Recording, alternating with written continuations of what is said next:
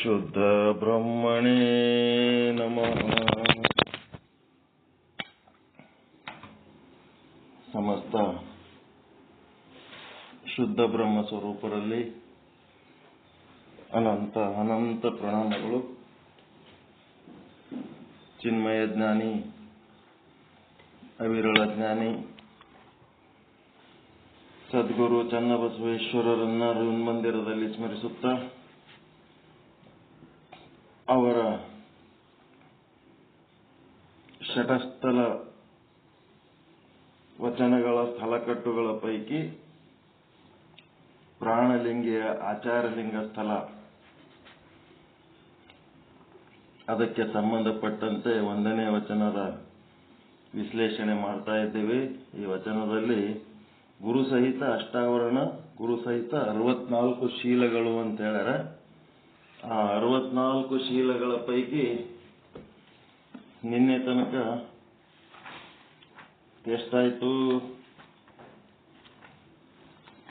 ನಿನ್ನೆ ಎಷ್ಟನೇ ಶೀಲ ಹೇಳಿರಿ?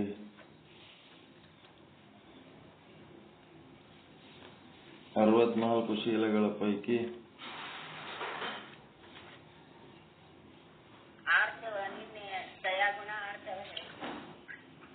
ನಂಬರ್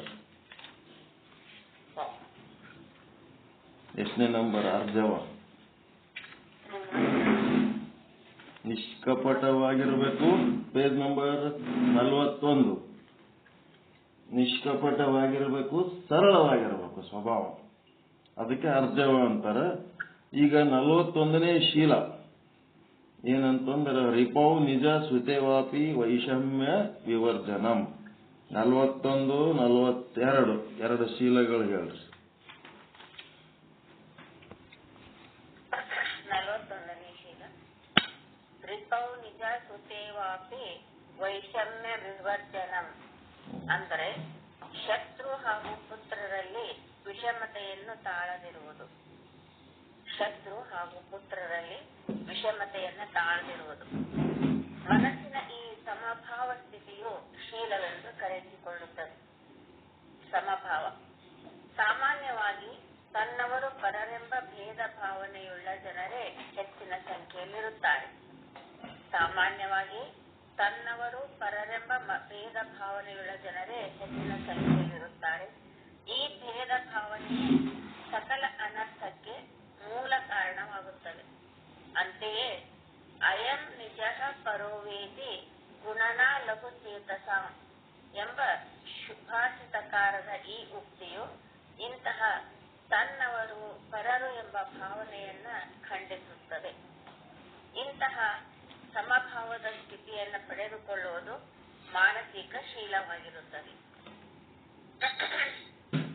42ನೇದು ಗುರುಪದಿಷ್ಠೇಷು ನಿಗಮಾಗಮ ವಚನೇಷು ವಿಶ್ವಾಸಃ ಅಂದರೆ ಗುರುವಿನಿಂದ ಉಪದೇಶಿಸಲ್ಪಟ್ಟ ವೇದಾಗಮಗಳ ವಚನಗಳಲ್ಲಿ ವಿಶ್ವಾಸವನ್ನಿಡುವಿಕೆ.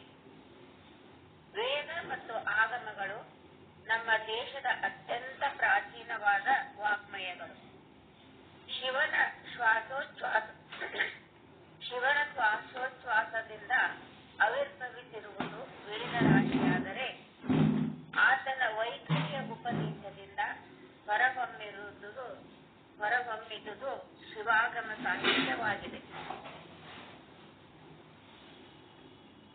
ಶಿವನ ಶ್ವಾಸೋಚ್ಛ್ವಾಸದಿಂದ ಆವಿರ್ಭವಿಸಿದುದು ವೇದರಾಶಿಯಾದರೆ ಆತನ ವೈಖರಿಯ ಉಪದೇಶದಿಂದ ಹೊರಹೊಮ್ಮಿದುದು ಶಿವಾಗಮ ಸಾಹಿತ್ಯವಾಗಿದೆ. ಮನುಷ್ಯನ ವೈಖರಿ ಅಂದ್ರೆ ಏನು? ವೈಖರಿ ಅಂದ್ರೆ ಬಾಯಿಯಿಂದ ಹೇಳಿದ್ದು, ಮೂಗಿನಿಂದ ಉಸಿರಾಡಿಸಿದ್ದು ವೇದಗಳು, ಬಾಯಿಲಿಂತ ಪ್ರಕಟ ಆಗಿದ್ದು ಆಗಮಗಳು. ವೈಖರಿ ಅಂದ್ರೆ ಬಾಯಿಲಿಂತ ಮಾತಾಡಿದ್ದು. ಮನುಷ್ಯನ ಕರ್ತವ್ಯ ಅಕರ್ತವ್ಯ ವ್ಯವಹಾರಗಳಿಗೆ ಈ ವೇದಾಗಮಗಳೇ ಪ್ರಮಾಣಭೂತವಾದವುಗಳು.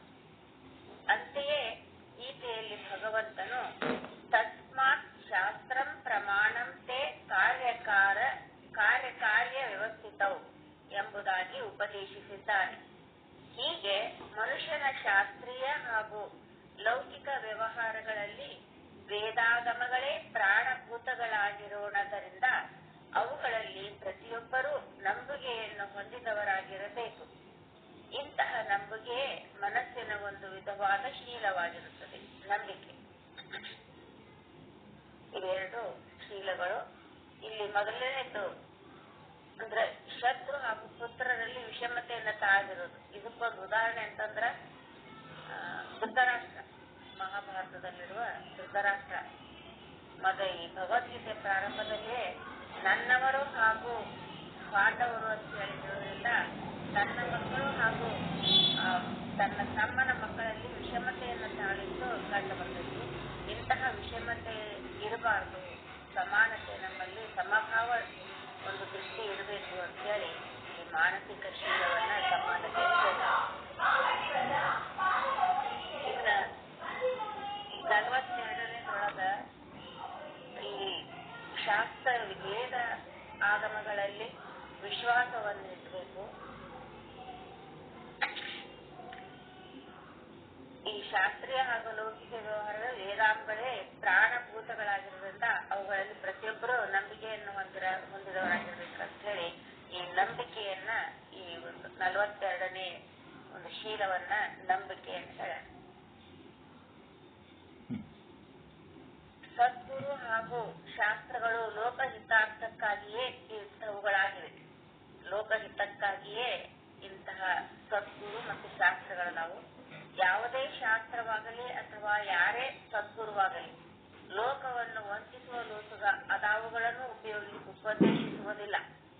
ನಿಸ್ಪೃಹರು ಪರೋಪಕಾರ ಸ್ವಭಾವಿಗಳು ಆದ ಸದ್ಗುರುಗಳಿಗೆ ಲೋಕದ ಜನರಿಂದ ಆವ ಅಪೇಕ್ಷೆಯೂ ಇರುವುದಿಲ್ಲ. ಅವರಿಗೆ ಲೋಕ ಕಲ್ಯಾಣವೇ ಜೀವನದ ಮುಖ್ಯ ಗುರಿಯಾಗಿರುತ್ತದೆ. ಆದ್ದರಿಂದ ಗುರುವಿನ ಉಪದೇಶದಲ್ಲಿ ಮತ್ತು ಶಾಸ್ತ್ರದ ಉಪದೇಶದಲ್ಲಿ ಪ್ರತಿಯೊಬ್ಬರೂ ವಿಶ್ವಾಸವನ್ನಿಟ್ಟುಕೊಳ್ಳಬೇಕು. ಯಾರ ವಿಶ್ವಾಸವು ಎಷ್ಟು ದೃಢವಾಗಿರುತ್ತದೆಯೋ ಅವರು ಅಷ್ಟು ಹೆಚ್ಚಿನ ಫಲವನ್ನು ಪಡೆದುಕೊಳ್ಳುವವರಾಗುವರು. ಆದುದರಿಂದ ಪ್ರತಿಯೊಬ್ಬರೂ ಗುರುಶಾಸ್ತ್ರಗಳಲ್ಲಿ ವಿಶ್ವಾಸವನ್ನು ಹೊಂದಿದವರಾಗಿರಬೇಕೆಂಬುದು ಆಗಿ ತಿಳಿಯಪಡಿಸಿ ಇಂದಿನ ಆಶೀರ್ವಚನಕ್ಕೆ ವಿರಾಮವನ್ನು ನೀಡುತ್ತೇವೆ. ಒಟ್ಟು 42 ಶೀಲಗಳನ್ನ ಈ ಅಧ್ಯಾಯದಲ್ಲ ತಿಳಿಸಿದೆ. ಗುರು ಹಾಗೂ ಶಾಸ್ತ್ರಗಳಲ್ಲಿ ವಿಶ್ವಾಸವನ್ನಿಡಬೇಕು. ಇದು 42ನೇ ಶೀಲ. ಕಾಶಿ ಗುರುಗಳ ವಿಶ್ಲೇಷಣೆ ಇದು. ಅವರ ಆಶೀರ್ವಚನದ ಒಂದು ಭಾಗ ಮೇಲೆ ಹಾಕಿದ್ದಕ್ಕೆ ಶುದ್ಧ ಬ್ರಹ್ಮಣಿ ನಾಗರತ್ನಮ್ಮ ತಾಯಿಯವರಿಗೆ ಧನ್ಯವಾದಗಳು.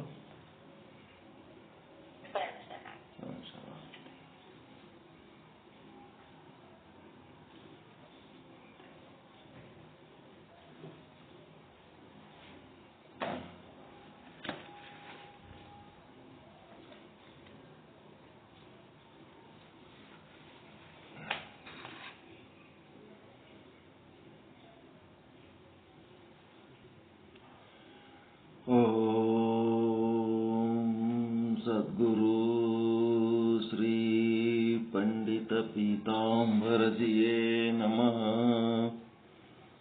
ओम सद्गुरु श्री साधु निश्चल दास जिये नमः।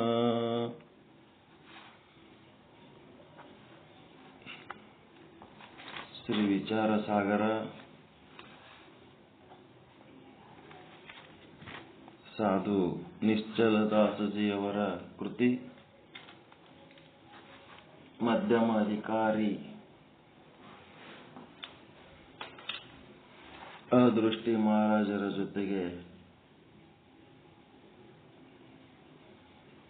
ಆಧ್ಯಾತ್ಮಿಕ ಸಂವಾದ ನಡೆದಿದೆ. ತರಂಗ 5ರಲ್ಲಿ 268ನೇ ವಿಷಯಾಂಕ ಪ್ರಭಾಕರರು ಮತ್ತು ನೈಯಾಯಕರು. ಇವರ ಮತ ಕೂಡ ಏನಿದೆ ಅಂದ್ರೆ ಆನಂದಮಯ ಕೋಶವೇ ಆತ್ಮ ಅಂತ. ಪ್ರಭಾಕರರು ಅಂತ ಬರ್ತಾರೆ ಮತ್ತು ನೈಯಾಯಕರು ಅಂತ ಬರ್ತಾರೆ ನ್ಯಾಯಶಾಸ್ತ್ರದವರು. ಇಲ್ಲಿಯ ತನಕ ಆತ್ಮ ಎಂದರೆ ಏನು ಎಂಬುದರ ಬಗ್ಗೆ ಅನೇಕ ಪ್ರಕಾರವಾಗಿ ಅನೇಕರು ಹೇಳಿಕೊಂಡು ಬಂದಿದ್ದಾರೆ. ಕೆಲವರು ಅನ್ನಮಯ ಕೋಶವೇ ಆತ್ಮವೆಂದರು, ಕೆಲವರು ಇಂದ್ರಿಯಗಳೇ ಆತ್ಮವೆಂದರು, ಕೆಲವರು ಪ್ರಾಣವೇ ಆತ್ಮವೆಂದರು, ಕೆಲವರು ಮನವೇ ಆತ್ಮವೆಂದರು, ಕೆಲವರು ಬುದ್ಧಿನೇ ಆತ್ಮ ಅಂದರು. ಇನ್ನು ಆನಂದಮಯ ಕೋಶವೇ ಆತ್ಮ ಅಂತೇಳಿ ಕುಮಾರಿಲ ಭಟ್ಟ ಮತ್ತು ಶೂನ್ಯವಾದಿ ಮಾಧ್ಯಮಿಕ ಬೌದ್ಧ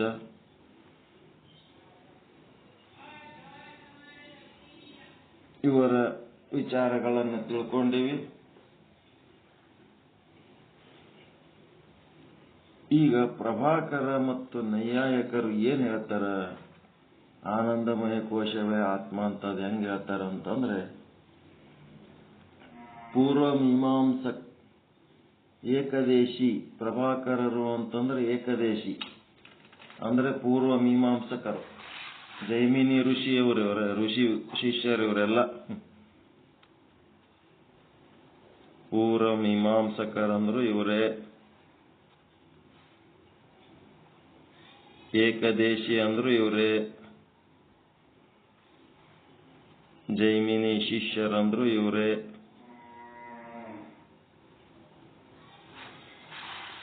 ಕರ್ಮ ಅಂದ್ರು ಇವರೇ, ಕರ್ಮದ ಒಂದು ವೇದ ಅವೇನು ಯಜ್ಞ ಹೋಮ ಯಜ್ಞ ಪೂಜಾ ಪಾಠ ಏನೇನ್ ಮಾಡ್ತೀವಲ್ಲ ಕರ್ಮ ಅದೇ. ಇವರು ಏನ್ ಹೇಳ್ತಾರ, ಪ್ರಭಾಕರ ಹಾಗೂ ನೈಯಾಯಿಕರು. ನೈಯಾಯಿಕರು ಅಂದ್ರೆ ನ್ಯಾಯಶಾಸ್ತ್ರದವರು. ಆತ್ಮನು ಶೂನ್ಯ ರೂಪನಲ್ಲ, ಆತ್ಮ ಶೂನ್ಯ ಅಲ್ಲ.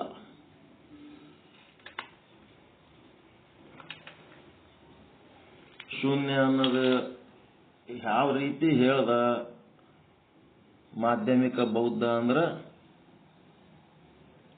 ಹಗ್ಗ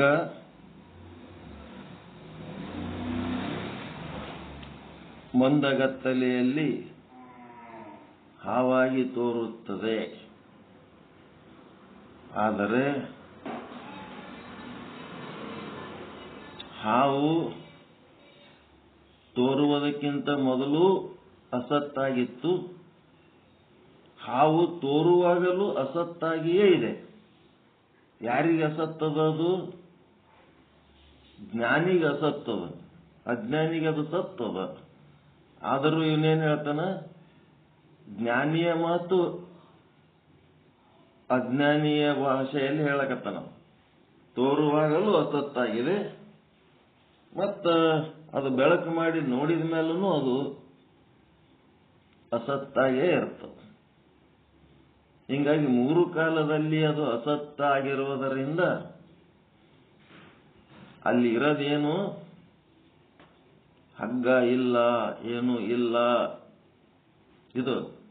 ಹಾವೇ ಇಲ್ಲ, ಯಾವ ಕಾಲದಲ್ಲೂ ಹಾವು ಇಲ್ಲ ಅಂತಂದ್ಮೇಲೆ, ಹಾವು ಇಲ್ಲ ಅಂತಂದ್ರೆ ಏನಾಯ್ತು, ಶೂನ್ಯ. ಅಲ್ಲಿ ಏನು ಇಲ್ಲ ಅಂದ್ರೆ ಶೂನ್ಯ, ಏನು ಇಲ್ಲ ಅಂತ. ಹಾವು ಇಲ್ಲ, ಆದ್ರೆ ಹಗ್ಗ ಆದಲ್ಲ, ಅದ್ರ ಬಗ್ಗೆ ಅವನಿಗೆ ತಿಳುವಳಿಕೆ ಇಲ್ಲ. ಅದೇ ರೀತಿ ಈ ಬ್ರಹ್ಮಾಂಡ ಕೂಡ ಹಾವಿನ ಹಾಗೆ ಸೃಷ್ಟಿಯಾಗುವ ಪೂರ್ವದಲ್ಲೂ ಬ್ರಹ್ಮಾಂಡ ಇರಲಿಲ್ಲ. ಈಗ ಸೃಷ್ಟಿಯಾದಾಗಲೂ ಇದು ಅಸತ್ತಾಗಿಯೇ ಇದೆ, ಮತ್ತು ಇದು ಪ್ರಳಯವಾದ ಮೇಲೂ ಇದು ಅಸತ್ತಾಗೇ ಇರ್ತದೆ. ಹೀಗಾಗಿ ಬ್ರಹ್ಮಾಂಡದ ದೃಷ್ಟಿಯಿಂದ ಅದು ಅಸತ್ತಾಗಿರೋದರಿಂದ ಇಲ್ಲಿ ಬ್ರಹ್ಮಾಂಡ ಇಲ್ಲ, ಸೃಷ್ಟಿ ಇಲ್ಲ, ಸ್ಥಿತಿ ಇಲ್ಲ, ಲಯ ಇಲ್ಲ, ಏನೂ ಇಲ್ಲ ಅಂತಂದ ಮೇಲೆ ಏನಾಯ್ತು, ಶೂನ್ಯ ಆದ ಅಂತ ಮಾಧ್ಯಮಿಕ ಬೌದ್ಧ. ಶೂನ್ಯ ಆದ ಅಂತಂದ್ರ ಆ ಬ್ರಹ್ಮಾಂಡಕ್ಕೆ ಆಧಾರವಾದಂತ ಶೂನ್ಯದ ನಿಶೂನ್ಯ ಅಂತ ಒಂದದ. ಶೂನ್ಯದ ಶೂನ್ಯಕ್ಕೆ ಏನಂತಾರ, ನಿಶೂನ್ಯ. ಆ ನಿಶೂನ್ಯ ಅಂದ್ರೆ ಆತ್ಮ, ಅದು ಇಲ್ಲ ಅನ್ನೋದು, ಅದ್ರ ಬಗ್ಗೆ ಅದು ಇರೋ ಬಗ್ಗೆ ಇಲ್ಲದ ಬಗ್ಗೆ ಅವನಿಗೇನು ನಾಲೆಜ್ ಇಲ್ಲ ಅವನಿಗೆ. ಈಗ ಇವನೇನಂತಾನ, ಇಲ್ಲದ್ದೇ ಮಾತಾಡಿದ, ಇದ್ದದ್ರ ಬಗ್ಗೆ ಮಾತಾಡ್ಲಿಲ್ಲ ಅವ, ಮಾಧ್ಯಮಿಕ ಬೌದ್ಧ. ಇವನೇನಂತಾನ, ಈ ರೀತಿ ಅಲ್ಲೇನು ಇಲ್ಲ ಅಂತಂದ್ರ, ಏನು ಇಲ್ಲ ಅಂದ್ರೆ ಶೂನ್ಯ ಆದ ಅಂತ ಹೇಳ್ತೀನಿ ಅಂತಂದ್ರೆ, ಆ ಶೂನ್ಯವಾದಿಗಳಿಗೆ ಒಂದು ಪ್ರಶ್ನೆ ಕೇಳಬೇಕು. ಏನಂತ, ತಮ್ಮ ನೀನು ಶೂನ್ಯ ರೂಪವನ್ನ ಅನುಭವ ಮಾಡಿ ಹೇಳುತ್ತೀಯೋ ಅಥವಾ ಅನುಭವ ಇಲ್ಲದೆಯೇ ಹೇಳುತ್ತೀಯೋ ಅಂತ ಕೇಳ್ಬೇಕಂತ.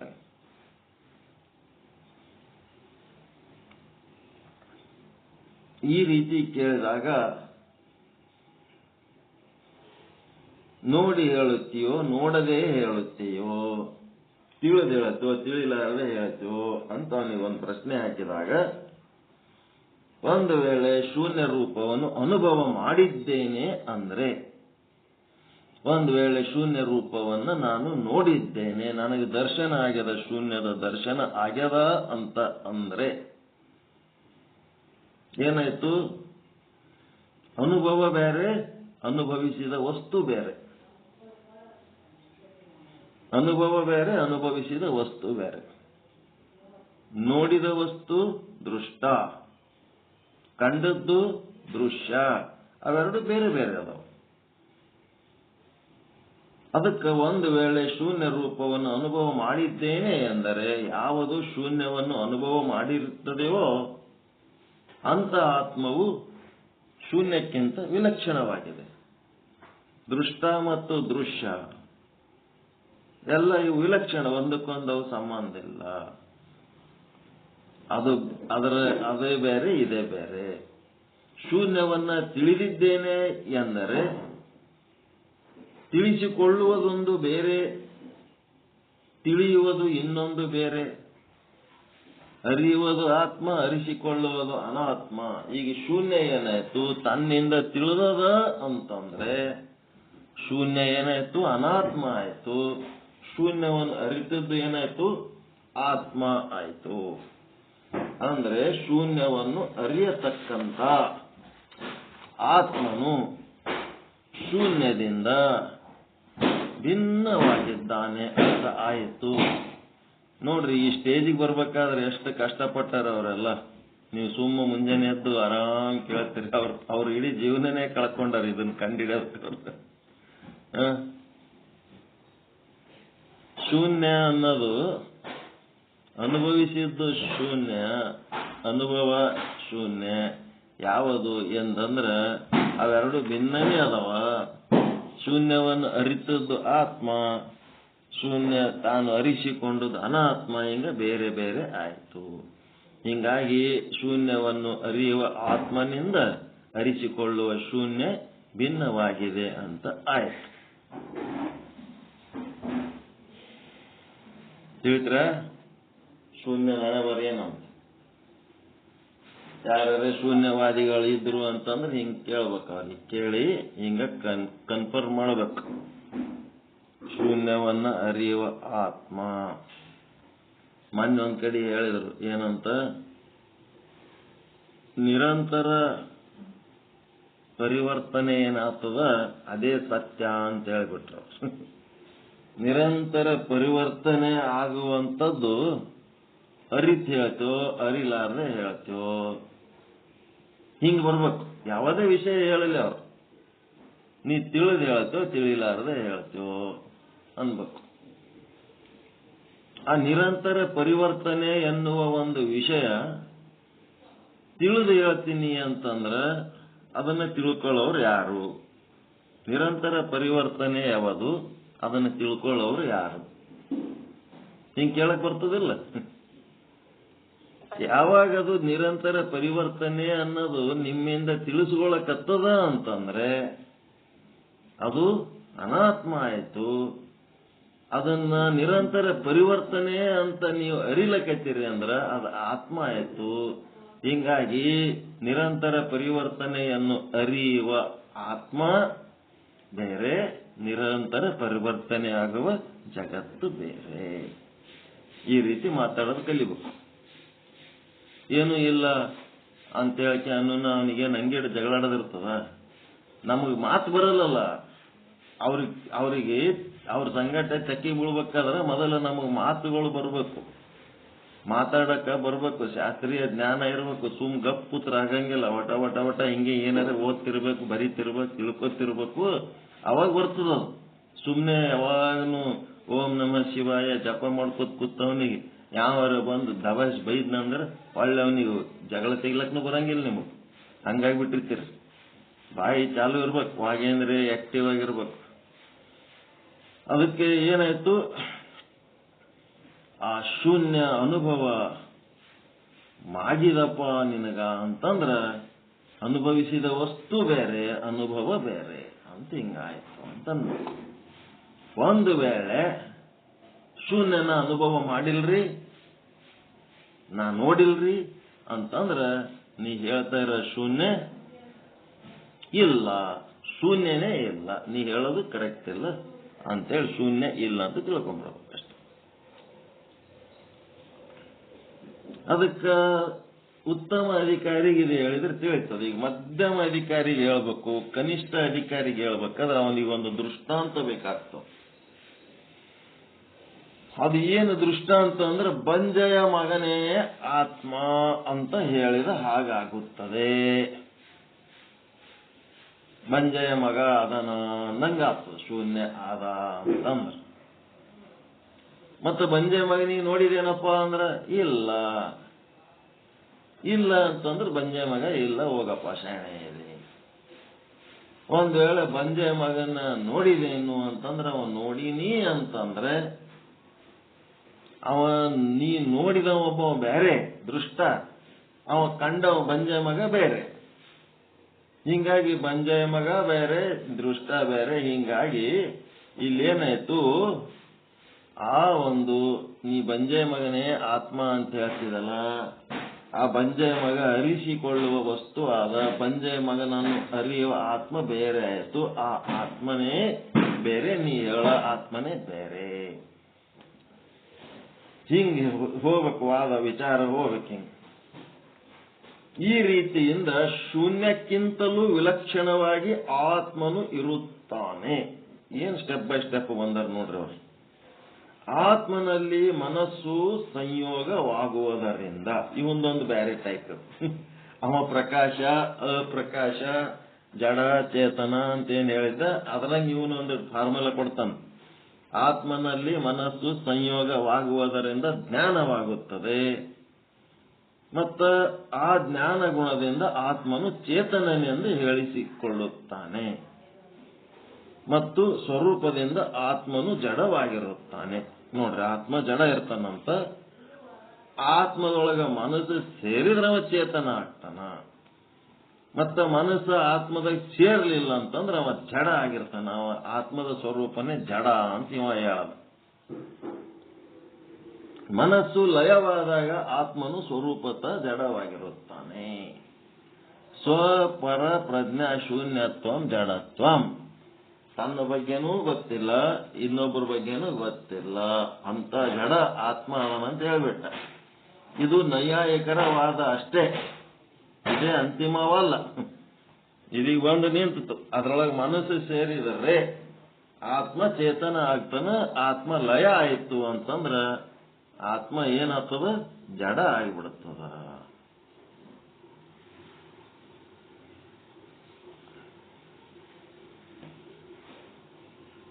ಲೈಟ್ ಹಾಕಿದ್ರೆ ಬೆಳಕು, ಲೈಟ್ ಇಲ್ಲ ಅಂತಂದ್ರೆ ಅಲ್ಲಿ ಕರೆಂಟ್ ಇಲ್ಲ ವೈರ್ನ. ಬಟನ್ ಹಾಕಿ ಲೈಟ್ ಬರ್ತಾ ಇದ್ರೆ ಅಷ್ಟೇ ಅದು ಕರೆಂಟ್ ಆದಂಗ. ಬಟನ್ ಆಫ್ ಮಾಡಿ ಲೈಟ್ ಇಲ್ಲ ಅಂತಂದ್ರೆ, ಲೈಟ್ ಫ್ಯಾನ್ ಚಾಲು ಮಾಡಿಲ್ಲ ಅಂದ್ರೆ ವೈರ್ನ ಕರೆಂಟ್ ಇಲ್ಲ ಅಂದಂಗ ಆಗ್ತದೆ. ಇವ ಹೇಳ ಮಾತು ಜಡ ಆಟ ಅಂತ. ಕರೆಂಟ್ ಜಡ ಅದ. ಅದಕ್ಕೆ ಸುಮ್ ಕುಂತದಂದ್ರೆ ಬಟನ್ ಆಫ್ ಮಾಡಿವಂದ್ರೆ ಸುಮ್ ಅದ ಅಷ್ಟೇ. ಬಟನ್ ಚಾಲು ಮಾಡಿದ್ರೆ ಅದೆಲ್ಲ ಕೆಲಸ ಮಾಡ್ತದೆ. ಆದ್ರೆ ಅದ್ರ ಬಗ್ಗೆ ಕಮೆಂಟ್ ಮಾಡಂಗಿಲ್ಲ. ಇವಾಗ ಕಮೆಂಟ್ ಏನ್ ಮಾಡ್ಯಾನ, ಅದು ಜಡ ಅದ ಅಂತ. ಆತ್ಮಕ್ಕೆ ತನ್ನ ಬಗ್ಗೆ ತನಗೆ ಪ್ರಜ್ಞೆ ಆದ ಇಲ್ರಿ, ಚಿದ್ರೂಪ. ತನ್ನ ಬಗ್ಗೆ ತನಗೂ ಆದ, ಮತ್ತ ಇಡೀ ಜಗತ್ತನು ಏನದ ಅಂತ ಅದಕ್ಕೆ ಗೊತ್ತು. ಅದಕ್ಕೆ ಆತ್ಮ ಅನಾತ್ಮ ಬೇರ್ಪಡಿಸೋದಕ್ಕೆ ಗುರುಗಳು ದೃಷ್ಟಾಂತ ಕೊಡ್ತಾರೆ ಶಿಷ್ಯನಿಗೆ. ಒಂದು ಕತ್ತಲೆ ಕೋಣೆ ಒಳಗೆ 2 ಗಡಿಗೆ ಡಬ್ಬಾಕ್ಯಾರ. ಹೋಗಪ್ಪ ತಮ್ಮ, ಆತ್ಮ ಅನಾತ್ಮ ವಿವೇಕ ಪಡ್ಕೋಬೇಕಾದ್ರ ಈ ಬಡಿಗೆ ತಗೋ, ಒಳಗೋಗು, ಗಡಿಗೆ ಎಲ್ಲಿ ಅದ ನೋಡು, ಗಡಿಗೆ ಕೆಳಗೆ ಒಂದು ವಸ್ತು ಇಟ್ಟಿವಿ, ಆ ವಸ್ತು ಏನದ ನೋಡಿ ಹೇಳುವ. ಬಾಗ್ಲ ಮುಚ್ಚಿಬಿಟ್ರು, ಒಳಗೆ ಹಾಕಿ ಅವ ಅಡ್ಯಾಡ್ಕೋತ ಹೋದ. ದಾರ್ಯಾಗ ಒಂದು ಗಡಿಗೆ ಸಿಕ್ತು. ಗುರುಗಳೇ ಗಡಿಗೆ ಸಿಕ್ತು, ಕತ್ತಲ್ದಾಗ ಇಲ್ಲಿ ಆದ. ಆಯ್ತು, ಭಾಳ ಚಲೋ ಆಯ್ತು. ಬಡಿಗೆ ಅದಿಲ್ಲ ಕೈಯಾಗ, ಅದರಿ ಗಡಿಗೆ ಹಾಕಿ ಏಟ ಗಡಿಗೆ ಹೊಡೆದ. ಗಡಿಗೆ ಹೊಡೆದ್ಮೇಲೆ ಅದರ ಕೆಳಗೆ ಒಂದು ವಸ್ತು ಅದರಿ. ಅದೇ ಏನದ, ಅದು ಏನದ ಕಾಣ್ತಾ ಇಲ್ಲ. ಕಾಣಲಾಗ್ಯದಂದ್ರೆ ಕೈಯಾಗಿ ತಗೋ, ಗೊತ್ತಾಗ್ತದ. ಕೈಯಾಗ ಹಿಡ್ಕೊಂಡು ನೋಡ್ದ, ಏನು ಗೊತ್ತಾಗ್ಲಿಲ್ಲ. ಏನು ಗೊತ್ತೇ ಆಗ್ಲಿಲ್ಲ. ಮತ್ತ ಕೈಯಾಗಿ ತಗೊಂಡ್ರು ಇದು ಏನತ್ ಗೊತ್ತಾಗಲ್ದು, ಕೆಳಗಿದ್ದಾಗನು ಗೊತ್ತಾಗಲ್ದು, ಮೂಸಿಸಿ ನೋಡಿದ್ರು ಗೊತ್ತಾಗಲ್ದು, ರುಚಿಸಿ ನೋಡಿದ್ರು ಗೊತ್ತಾಗಲ್ದು, ಅದರ ಶಬ್ದನೂ ಇಲ್ಲ, ಏನೂ ಇಲ್ಲ. ಇದು ಗುರುತಿಸ್ಬೇಕಾದ್ರೆ ಏನ್ ಮಾಡ್ಬೇಕು? ಏನಿಲ್ರಿ, ಒಂದು ಚಿಮಣಿ ಎಣ್ಣೆ ಡಬ್ಬ ಗುಡ್ಡೆ ದೀಪ ಬೇಕು ಅಂದ. ಈ ಕ್ಯಾಂಡಲ್ ಅಂತಾರೆ ಇನ್ನೋರು. ಒಂದು ಮೇಣಬತ್ತಿ ಬೇಕು ಅಂದ. ಆಯ್ತು, ಹಚ್ಕೊಂಡ್ಬರ್ತೀನಿ ತಡಿ ಅಂತೇಳಿ ಗುರುಗಳು ಏನ್ ಮಾಡಿದ್ರು, ಒಂದು ಮೇಣಬತ್ತಿನೋ ಒಂದು ದೀಪನೋ ಹಚ್ಕೊಂಡು ಕೊಟ್ರ. ಅದು ತಗೊಂಡೋಗಿ ನೋಡ್ದ. ನೋಡಿದ್ಮೇಲೆ ಏನಾಯ್ತು, ಕಲ್ಲಿದ್ದಲಿ ಅದರಿ ಅಂದ. ಇದು ಕಲ್ಲಿದ್ದಲಿ ಅದರಿ ಅಂದ. ಕೋಲ್, ಚಾರ್ಕೋಲ್ ಅಂತ. It is a charcoal. ಆಯ್ತಪ್ಪ. ನೆಕ್ಸ್ಟ್ ಅದು ದೀಪ ಈ ಕಡೆ ಅಂದ. ವಾಪಸ್ ದೀಪ ತಗೊಂಡ ಒಳಗೆ ಹೋಗಿ ಇನ್ನ ಒಂದು ಗಡಿಗೆ ಅದ ನೋಡಂದ್ರ. ಇನ್ನೊಂದು ಗಡಿಗೆ ಅದ, ಗಡಿಗೆ ತಗೋ ಹಾಕಂದ್ರ ಸಿಕ್ಕತ್ರಿ ಗಡಿಗೆ. ಹಾಕೇಟ ಹಾಕ್ಯದ. ಹಾಕಿದ್ಮೇಲೆ ಮತ್ತೇನ್ ಮಾಡ್ದ, ಹೊಡೆದೆ. ದೀಪ ಹಚ್ಕೊಂಡ್ ಬರಲ್ಲ. ಬೇಕಾಗಿಲ್ರಿ, ದೀಪ ಹಚ್ಕೊಂಡ್ ಬರೋದು ಬೇಕಾಗಿಲ್ಲ. ಯಾಕ? ಇದ್ರ ಕೆಳಗ, ಗಡಿಗೆ ಕೆಳಗ ಅದು ಕೈಯಾಗಿ ತಗೊಳ್ಳೋದ ಬೇಡ್ರಿ, ಅಲ್ಲೇ ನೆಲದ ಮೇಲೆ ಇದ್ದಲ್ಲೇ ಗೊತ್ತಾಯ್ತದ ಏನದ ಅಂತ. ಏನದ? ರತ್ನ ಅದ ರೀ, ಅದು ರತ್ನ ಅದ. ಆಯ್ತಾಯ್ತು. ಮತ್ ದೀಪ ಎದಕ್ ಬೇಕಾಗಿಲ್ಲ?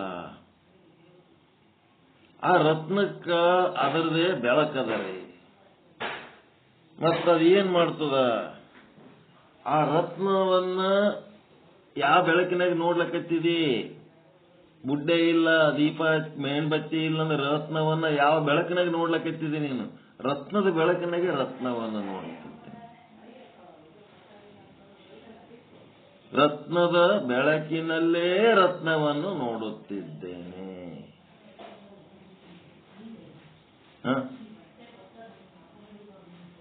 ರತ್ನದ ಬೆಳಕಿನಾಗ ರತ್ನ ನೋಡ್ಲಕತ್ತೀನಿ. ಮತ್ತ ಕಲ್ಲಿದ್ದಲಿನು ಎಲ್ಲದ? ಈಗ ಕಲ್ಲಿದ್ದಲಿನು ಇದೇ ಬೆಳಕಿನಾಗ ಕಾಣ್ಲಕತ್ತದ. ಗಡಿಗೆ ಒಡೆದ ತುಕಡಿಗಳನ್ನು ಅದೇ ಬೆಳಕಿನಾಗ ಕಾಣ್ಲಕತ್ತವ. ಕಲ್ಲಿದ್ದಲಿನೂ ಕಾಣ್ಲಕತ್ತದ. ಇಡೀ ಕೋಣೆ ಎಲ್ಲ ಬೆಳಕಾಗ್ಯದ. ಎದರ್ಲಿಂತ? ಆ ರತ್ನದ ಬೆಳಕಿನ. ಅದಕ್ಕೆ ಆ ಕಲ್ಲಿದ್ದಲಿ ನೋಡಿದ್ದಕ್ಕ ಈ ರತ್ನಕ್ಕ ಏನು ವ್ಯತ್ಯಾಸ ಅನ್ನಿಸ್ತದ? ಹೊರಗೆ ಬಾ ಹೇಳು. ಕಲ್ಲಿದ್ದಲಿಗೆ ಸ್ವಯಂ ಪ್ರಕಾಶ ಇಲ್ಲ. ಅದಕ್ಕೆ ಅದು ಪರಪ್ರಕಾಶದಿಂದ ಅದು ಪ್ರಕಾಶಗೊಳ್ಳುತ್ತೆ. ಅದಕ್ಕೆ ಸ್ವಯಂ ಪ್ರಕಾಶ ಇಲ್ಲ ಕಲ್ಲಿದ್ದಲಿ, ಅದು ಜಡ. ಕಲ್ಲಿದ್ದಲಿ ಜಡ, ಅದಕ್ಕೆ ಸ್ವಯಂ ಪ್ರಕಾಶ ಇಲ್ಲ. ಅದು ಏನಾಗ್ತದ, ಹೊರಗಿನ ಬೆಳಕು ಹಾಕಿದಾಗ ಅದು ಕಾಣಿಸ್ತದೆ. ಅದಕ್ಕೇನಂತಾರೆ, ತನ್ನ ಬಗ್ಗೆ ತನಗೂ ಗೊತ್ತಿಲ್ಲ, ತಾನು ಕಲ್ಲಿದ್ದಲಿ ಅನ್ನೋದು ತನ್ನ ಬಗ್ಗೆ ತನಗೂ ಪ್ರಕಾಶ ಇಲ್ಲ, ಮತ್ತ ಹೊರ ಜಗತ್ತಿನ ಬಗ್ಗೆನೂ ಅದರೊಳಗೆ ತೋರ್ಲಕ್ಕೆ ಪ್ರಕಾಶ ಇಲ್ಲ. ಹೀಗಾಗಿ ಇಂಥ ಪದಾರ್ಥಗಳಿಗೆ ಜಡ ಅಂತೀವಿ ಅಂತ ಹೇಳಿ. ನೆಕ್ಸ್ಟ್ ರತ್ನ ಒಡೆದಲ್ಲಪ್ಪ, ಅಲ್ಲಿ ಏನದ, ಅದಕ್ಕೆ ತನ್ನ ಪ್ರಕಾಶದಲ್ಲಿ ತನ್ನನ್ನು ಮತ್ತು ಇಡೀ ಕೋಣೆಯಲ್ಲಿರುವ ಎಲ್ಲಾ ಪದಾರ್ಥಗಳನ್ನು ಅದು ಪ್ರಕಾಶ ಮಾಡುವಂತ ಶಕ್ತಿ ಅದಕ್ಕಾದ. ಹೀಗಾಗಿ ಅದು ಏನದ, ಸ್ವಯಂ ಪ್ರಕಾಶ ಆದ. ಆ ಸ್ವಯಂ ಪ್ರಕಾಶ ಅದೇ ಪ್ರಕಾಶದಲ್ಲಿ ತನ್ನನ್ನು, ಈಗ ಸೂರ್ಯನನ್ನು ನೋಡ್ಬೇಕಾದ್ರೆ ದೀಪ ಹಚ್ಚಿ ನೋಡ್ತೇವೆ, ಎದರ ಬೆಳಕಿನಾಗ ನೋಡ್ತೀವಿ, ಸೂರ್ಯನ ಬೆಳಕಿನಾಗೆ ಸೂರ್ಯನನ್ನು ನೋಡ್ತೀವಿ.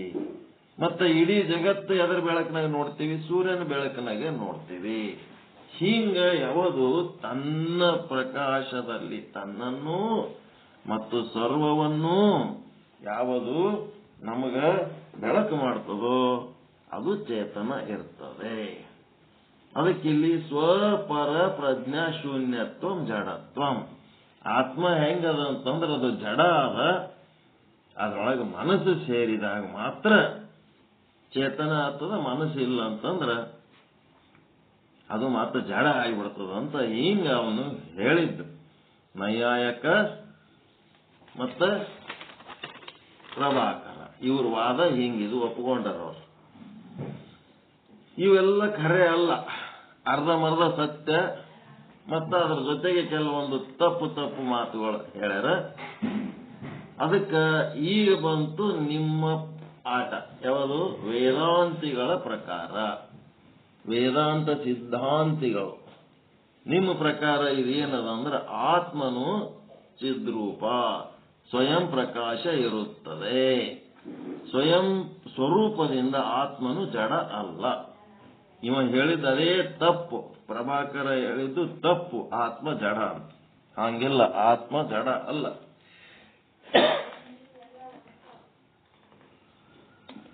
ಆತ್ಮ ಜಡ ಅಲ್ಲ.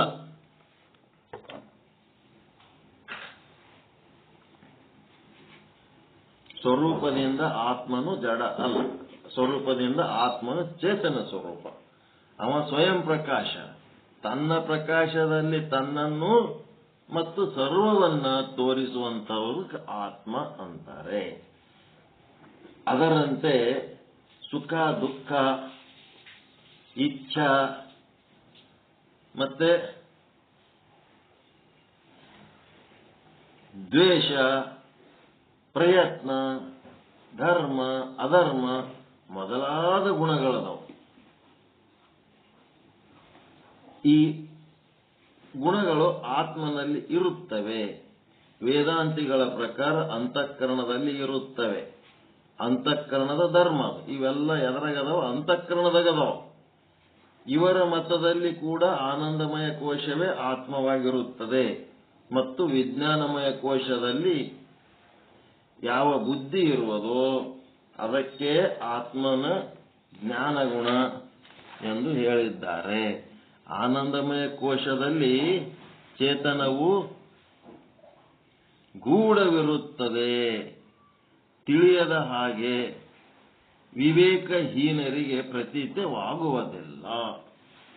ಆನಂದಮಯ ಕೋಶ ಅಂದ್ರೆ ನಿದ್ದೆ ಹಚ್ಚಿದಾಗ ಅಲ್ಲಿ ಆತ್ಮ ಇರ್ತದ, ಅದು ಸ್ವಯಂ ಪ್ರಕಾಶ ಇರ್ತದ.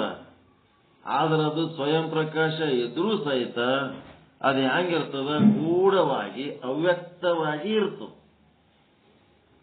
ಅದು ಯಾರಿಗೆ ತಿಳಿಯಂಗಿಲ್ಲ? ವಿವೇಕಹೀನರಿಗೆ. ಆತ್ಮ ಅನಾತ್ಮವನ್ನ ಬೇರ್ಪಡಿಸಿ ತಿಳಿದುಕೊಳ್ಳುವ ಸಾಮರ್ಥ್ಯವಿಲ್ಲದ ವಿವೇಕಹೀನರಿಗೆ ಪ್ರತೀತಿವಾಗುವುದಿಲ್ಲ.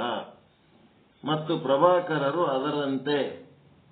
ನೈಯಾಯಿಕರು ಆತ್ಮನನ್ನು ಸುಷುಪ್ತಿಯಲ್ಲಿ ಜ್ಞಾನಹೀನನೆಂದು ಗ್ರಹಿಸಿ ಸ್ವರೂಪದಿಂದ ಜಡವೆಂದು ಹೇಳಿದ್ದಾರೆ. ಆನಂದಮಯ ಕೋಶ ಅಲ್ಲಿ ಆತ್ಮ ಅದ. ಮತ್ತೆ ಮನಸ್ಸು ಬಂದಾಗ ಎಚ್ಚರತನ, ಮನಸ್ಸು ಹೋಯ್ತು ಅಂದ್ರೆ ಅದು ಜಡ ಆಗ್ತದ. ಅದೇ ಆನಂದಮಯ ಕೋಶ.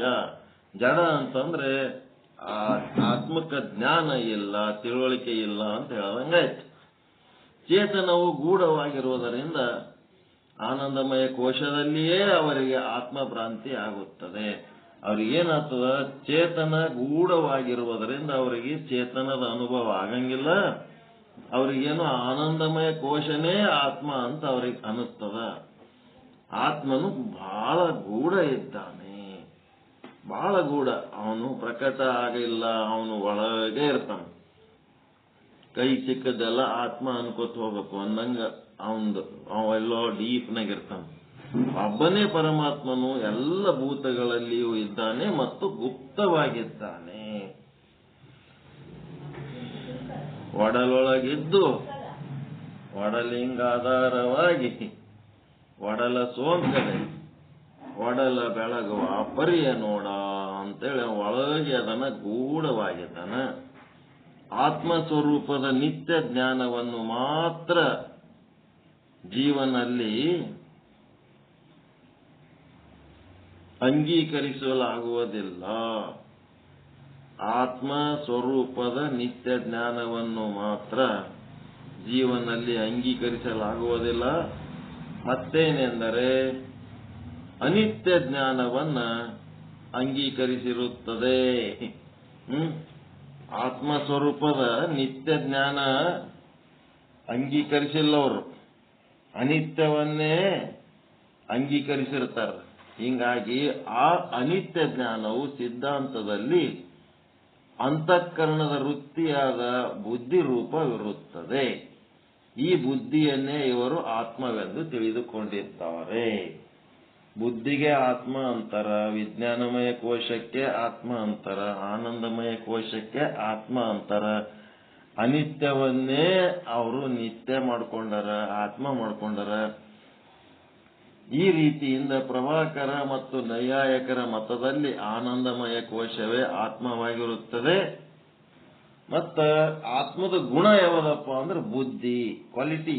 ಈಗ ನೀವು ಆತ್ಮಕ್ಕೆ ಸದ್ರೂಪ, ಚಿದ್ರೂಪ, ಆನಂದ ರೂಪ ಅಂತಿರಿಲ್ಲ, ಹಂಗ ಇಲ್ಲಿ ಆತ್ಮದ ಗುಣ ಯಾವುದು? ಬುದ್ಧಿ ಅಂತ ಹೇಳ್ಯಾರ. ಆತ್ಮದ ಗುಣ ಬುದ್ಧಿ ಅಲ್ಲ. ಬುದ್ಧಿ ಜಡ, ಆತ್ಮ ಚೇತನ. ಆದರೆ ಅವರ ಮತವಾದರೂ ಕೂಡ ಸಮೀಚೀನವಲ್ಲ. ಅವ್ರ ಮತನೂ ಯೋಗ್ಯ ಅಲ್ಲ. ಆತ್ಮಕ್ಕ ಜಡ ಅಂತ ಹೇಳಿದ್ರು, ಅದರ ಗುಣ ಬುದ್ಧಿ ಅಂತ ಹೇಳಿದ್ರು. ಬುದ್ಧಿ ಅಲ್ಲ. ಬುದ್ಧಿಗೆ ಏನಿಲ್ಲ, ಅದಕ್ಕ ತಾನೇನಾದ ಅಂತ ಗೊತ್ತಿಲ್ಲ. ಅದಕ್ಕೆ ನಾ ಬುದ್ಧಿ ಅಂತ ಅದಕ್ಕೇನು ಗೊತ್ತೇ ಇಲ್ಲ. ಎಲ್ಲ ಜಗತ್ತಿನ ಸುದ್ದಿ ಮಾತಾಡ್ತದೆ, ತನ್ನ ಬಗ್ಗೆ ತನಗೆ ಅರಿವಿಲ್ಲ. ಇಲ್ಲಿಯ ತನಕ ಜೀವನ ಪಂಚಕೋಶಗಳು ಆತ್ಮವನ್ನು ಆಚ್ಛಾದನೆ ಮಾಡಿದಂತೆ ಈಶ್ವರನ ಪಂಚಕೋಶಗಳು ಕೂಡ ಆತ್ಮವನ್ನು ಆಚ್ಛಾದನ ಮಾಡಿವೆ, ಇಲ್ಲವೋ ಎಂಬ ಬಗ್ಗೆ ಮುಂದಿನ ವಿಷಯದಲ್ಲಿ ಏನಾಯ್ತು? ಜೀವನಿಗೆ ಹಂಗ ಪಂಚಕೋಶಗಳು ಆಚ್ಛಾದನ ಮಾಡ್ಯಾವ, ಅದರಂಗೆ ಈಶ್ವರನಿಗೂ ಕೂಡ ಪಂಚಕೋಶಗಳು ಆಚ್ಛಾದನ ಮಾಡ್ಯಾವ. ಚಿತ್ರದೀಪ 88ರಿಂದ 94 ಶ್ಲೋಕಗಳ ಟಿಪ್ಪಣಿಯಲ್ಲಿ ವಿವರಿಸಲಾಗಿದೆ.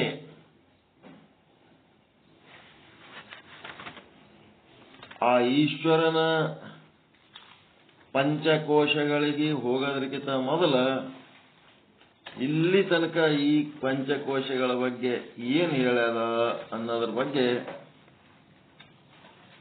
ಏನ್ ಮಾಡಬೇಕು? ಒಂದಿಷ್ಟು ಪುನರಾವರ್ತನೆ ಸುಮ್ಮ ಓದ್ಕೋತ ಹೋಗ್ಬೇಕು. ಒಂದು ಸಾರಿ ಆ ತುದಿಲಿಂದ ಈ ತುದಿ ತನಕ ಏನೇನು ಓದಿವನ್ನ ನೆನಪು ಮಾಡ್ಕೊಂಡ್ಬಿಡ್ಬೇಕಷ್ಟೇ.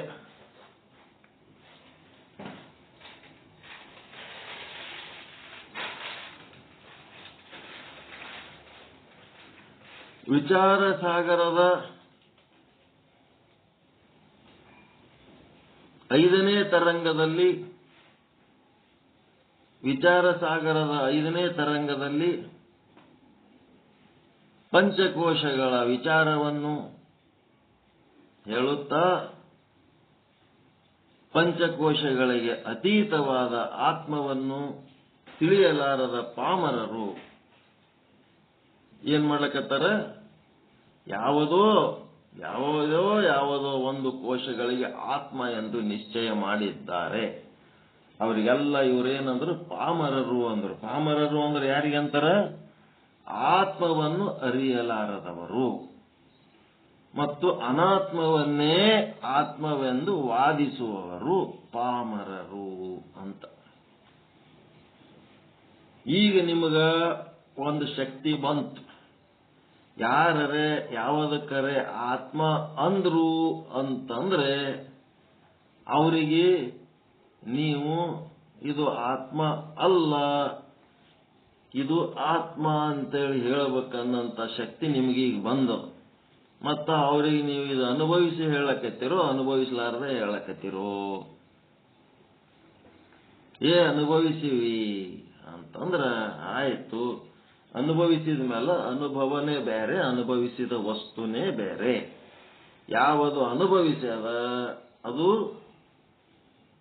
ಆತ್ಮ, ಯಾವುದು ಅನುಭವಕ್ಕೊಳಪಟ್ಟದ ಅದು ಅನಾತ್ಮ ಅಂಥೇಳಿ ಹೇಳಕ್ ಈಗ ಚಲೋ ಆಯ್ತಿಲ್ಲ. ಈಗ ನಿಮಗೆ ಒಂದು ವಿಚಾರ, ಆತ್ಮದ ಲಕ್ಷಣ ಸದ್ರೂಪ, ಚಿದ್ರೂಪ, ಆನಂದ ರೂಪ, ನಿತ್ಯ ರೂಪ, ಪರಿಪೂರ್ಣ ರೂಪ.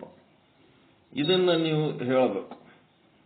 ಇದನ್ನು ಬಿಟ್ಟು ಬೇರೆ ಯಾರೇ ಏನರೇ ಹೇಳ್ತಿದ್ರಂತಂದ್ರ ಅದಕ್ಕೆ ನೀವು ಆಯ್ತು ನೀವು ಅನುಭವಿಸಿರೇನಪ್ಪಾ ಅಂತಂದ್ರೆ ಹೌದು, ಸದ್ರೂಪ ನಾನು ಅನುಭವಿಸೀನಿ. ಹೆಂಗ? ಯಾವುದೇ ಪರಿಸ್ಥಿತಿ ಒಳಗ ನಿರ್ವಿಕಾರಿಯಾಗಿರೋದು. ಯಾವುದೇ ಪರಿಸ್ಥಿತಿ ಒಳಗೆ ನಿರ್ವಿಕಾರಿಯಾಗಿರೋದು. ನಾವು ವಿಕಾರ ಆಗ್ಲಾರ್ದಂಗ ಇರೋಂತ ಒಂದು ಪ್ರಾಕ್ಟೀಸ್ ಅನುಭವ ಮಾಡ್ಕೊಳಕತ್ತೀವಿ, ಅನುಭವಿಸ್ತಾ ಇದ್ದೀವಿ. ಈಗ ನೋಡ್ರಿ, ನಮ್ ಸತ್ಸಂಗಕ್ಕೆ ಬರೋದಕ್ಕಿಂತ ಮೊದಲು ನಿಮ್ಗೆ ಯಾರೇ ಏನಾರ ಅಂದ್ರ ವಿಕಾರ ಆತಿದ್ರೆ ಇಲ್ಲ. ಈಗ ನಿರ್ವಿಕಾರಿಯಾಗಿದ್ದೀರಿ. ಆ ಶಬ್ದಗಳು, ಅದರ ಅರ್ಥಗಳು, ಅದರ ಅಕ್ಷರಗಳು ಅವ್ಯಾವ ನಿಮಗೇನು ಸಮಸ್ಯೆ ಇರಲಾರ್ದಂಗ ನಿಮ್ ಪಾಡಿಗೆ ನೀವು ಎಷ್ಟು ಆನಂದದಿರಿ.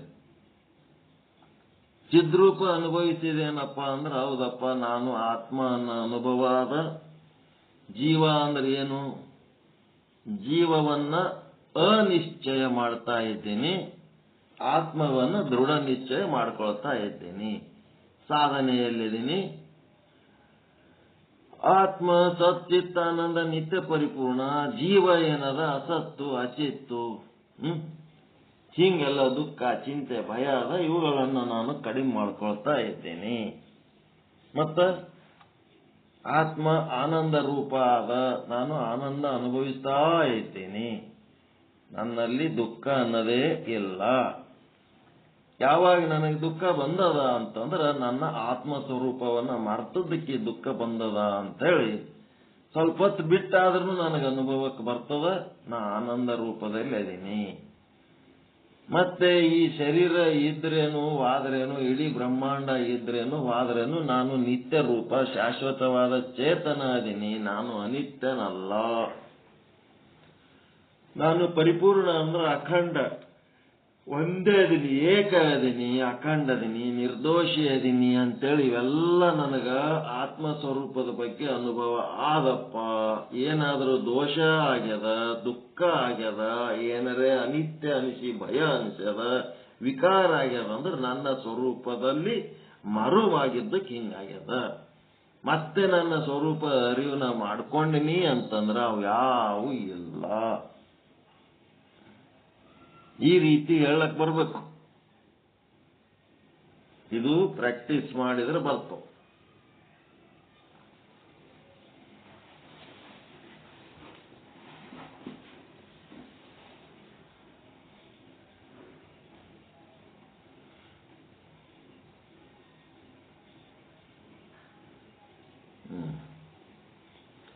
ಮುಂದೆ ಸ್ಟೆಪ್ ಬೈ ಸ್ಟೆಪ್ ಇವರೆಲ್ಲ 5 ಕೋಶಗಳಿಗೆ ಹೆಂಗ ಅನ್ಕೋತ ಬಂದ್ರು, ಅನ್ನಮಯ ಸ್ಥೂಲ ಶರೀರಕ್ಕೆ ಆತ್ಮ ಅಂತ ಹೆಂಗಂದ್ರು ಅಂದ್ರೆ ವಿರೋಚನ ಸಿದ್ಧಾಂತ. ಇವನ್ ವಿರೋಚನ ಏನ್ ಮಾಡ್ತಾನ, ಅವನು ರಾಕ್ಷಸರ ಒಡೆಯ. ಅನ್ನಮಯ ಕೋಶವೇ ಆತ್ಮ ಎಂದು ಒಪ್ಪಿಕೊಂಡಿದ್ದಾರೆ. ಕಾರಣ ಯಾವುದರಲ್ಲಿ ಅಹಂ ಬುದ್ಧಿ ಉಂಟಾಗುವುದೋ ಅದು ಆತ್ಮ ಇರುತ್ತದೆ. ನಾನು ಮನುಷ್ಯನಿದ್ದೇನೆ, ನಾನು ಬ್ರಾಹ್ಮಣನಿದ್ದೇನೆ, ಈ ಪ್ರಕಾರವಾಗಿ ಸರ್ವರಿಗೂ ದೇಹದಲ್ಲಿ ಅಹಂ ಪ್ರತೀತಿ ಆಗುತ್ತದೆ. ನಾನು ಮನುಷ್ಯತ್ವ, ನಾನು ಬ್ರಾಹ್ಮಣತ್ವ ಆದಿ ಎಲ್ಲ ಸ್ಥೂಲ ಶರೀರದಲ್ಲಿಯೇ ಕಂಡು ಬರುತ್ತಿರೋಣದರಿಂದ ಈ ಸ್ಥೂಲ ಶರೀರವೇ ಅಹಂ ಬುದ್ಧಿಗೆ ವಿಷಯವಾಗಿರುವುದು. ನೀವ್ಯಾರು ಅವ್ರ್ಯಾರು ಅಂತ ಕೇಳಿದ್ರೆ ನೀವು ಏನ್ ತೋರಿಸಿ ಹೇಳ್ತೀರಿ? ನಿಮ್ ಸ್ಥೂಲ ಶರೀರ ತೋರಿಸಿ ಹೇಳ್ತೀರ ಇಲ್ಲ? ಹೀಗಾಗಿ ನೀವು ಸ್ಥೂಲ ಶರೀರದ ಮೂಲಕನೇ ಇಲ್ಲಿ ಪರಿಚಯ ಹಿಡ್ಕೊಂಡಿರಿ. ಇನ್ನೊಬ್ಬರಿಗೂ ಗುರುತಿಸ್ಬೇಕಾದ್ರೆ ನೀವು ಸ್ಥೂಲ ಶರೀರ ಅನ್ನಮಯ ಶರೀರ ಹಿಡ್ಕೊಂಡೇ ಹೇಳ್ತೀರಲ್ಲ.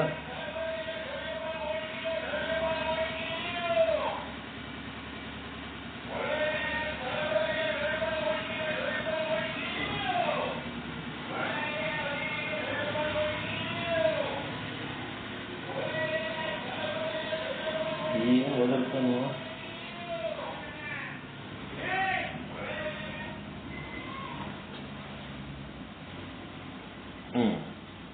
ಸ್ಥೂಲ ಶರೀರವನ್ನೇ ಗುರುತಿಸಿ ನಿಮ್ಮ ನಾಮ ರೂಪಗಳನ್ನು ಹಿಡ್ಕೊಂಡೇ ನಿಮ್ ಜಾತಿ ಧರ್ಮ ಎಲ್ಲನೂ ಅದರ ಮೂಲಕನೇ ಗುರುತಿಸ್ಕೋತಿರಲ್ಲ.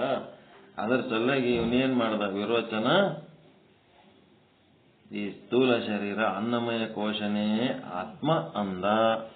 ಇದು ರಾಕ್ಷಸರ ಒಡೆಯನಾದ ವಿರೋಚನನ ಸಿದ್ಧಾಂತ. ದೇಹವೇ ನಾನು ಎಂದು ಭಾವಿಸಿದವರೆಲ್ಲ ಅವ್ರಿಗೇನನ್ಬೇಕು? ದೇಹನೇ ತಾವು ಅಂತ ಭಾವಿಸಿದವರೆಲ್ಲ ಯಾರು? ರಾಕ್ಷಸರು. ರಾಕ್ಷಸರು. ವಿರೋಚನ ಅವ ತತ್ವಗೇನವ ಈಗಿಲ್ಲ, ಸಿದ್ಧಾಂತ ಮಾಡಿ ಇಟ್ಟೋಗೇನಲ್ಲ. ದೇಹನೇ ತಾನು ಅಂತ ಯಾರು ಗುರುತಿಸ್ಕೋತಾರ, ಈಗ ನಾನು ಸಹಿತ ನನ್ನ ದೇಹದ ಮೂಲಕ ನಾ ಗುರುತಿಸ್ಕೊಂಡೆ ಅಂದ್ರೆ ನಾನು ಒಬ್ಬ ರಾಕ್ಷಸ.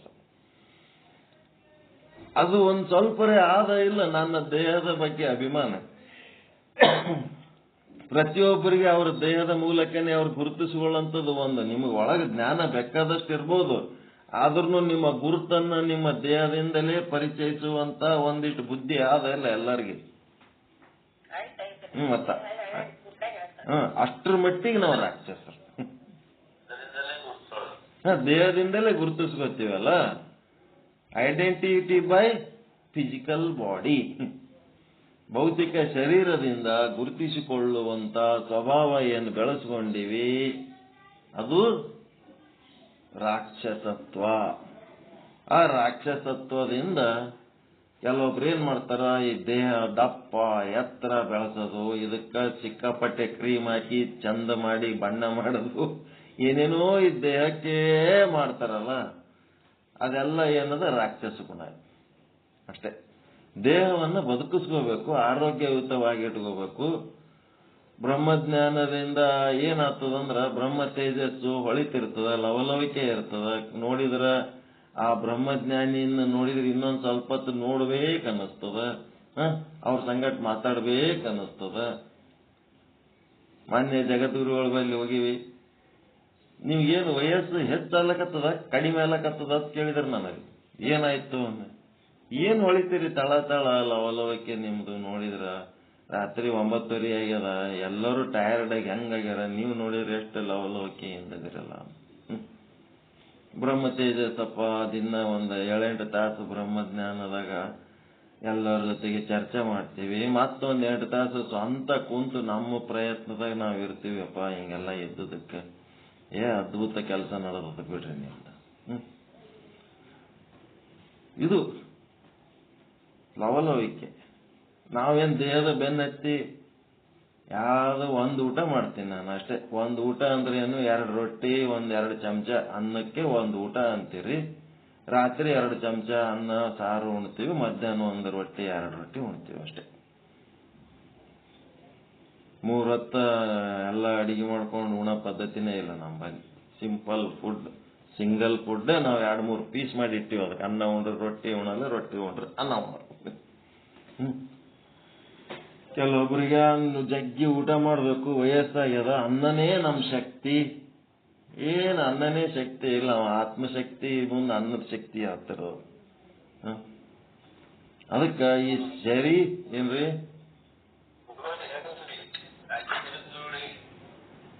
ಕಾಶಿ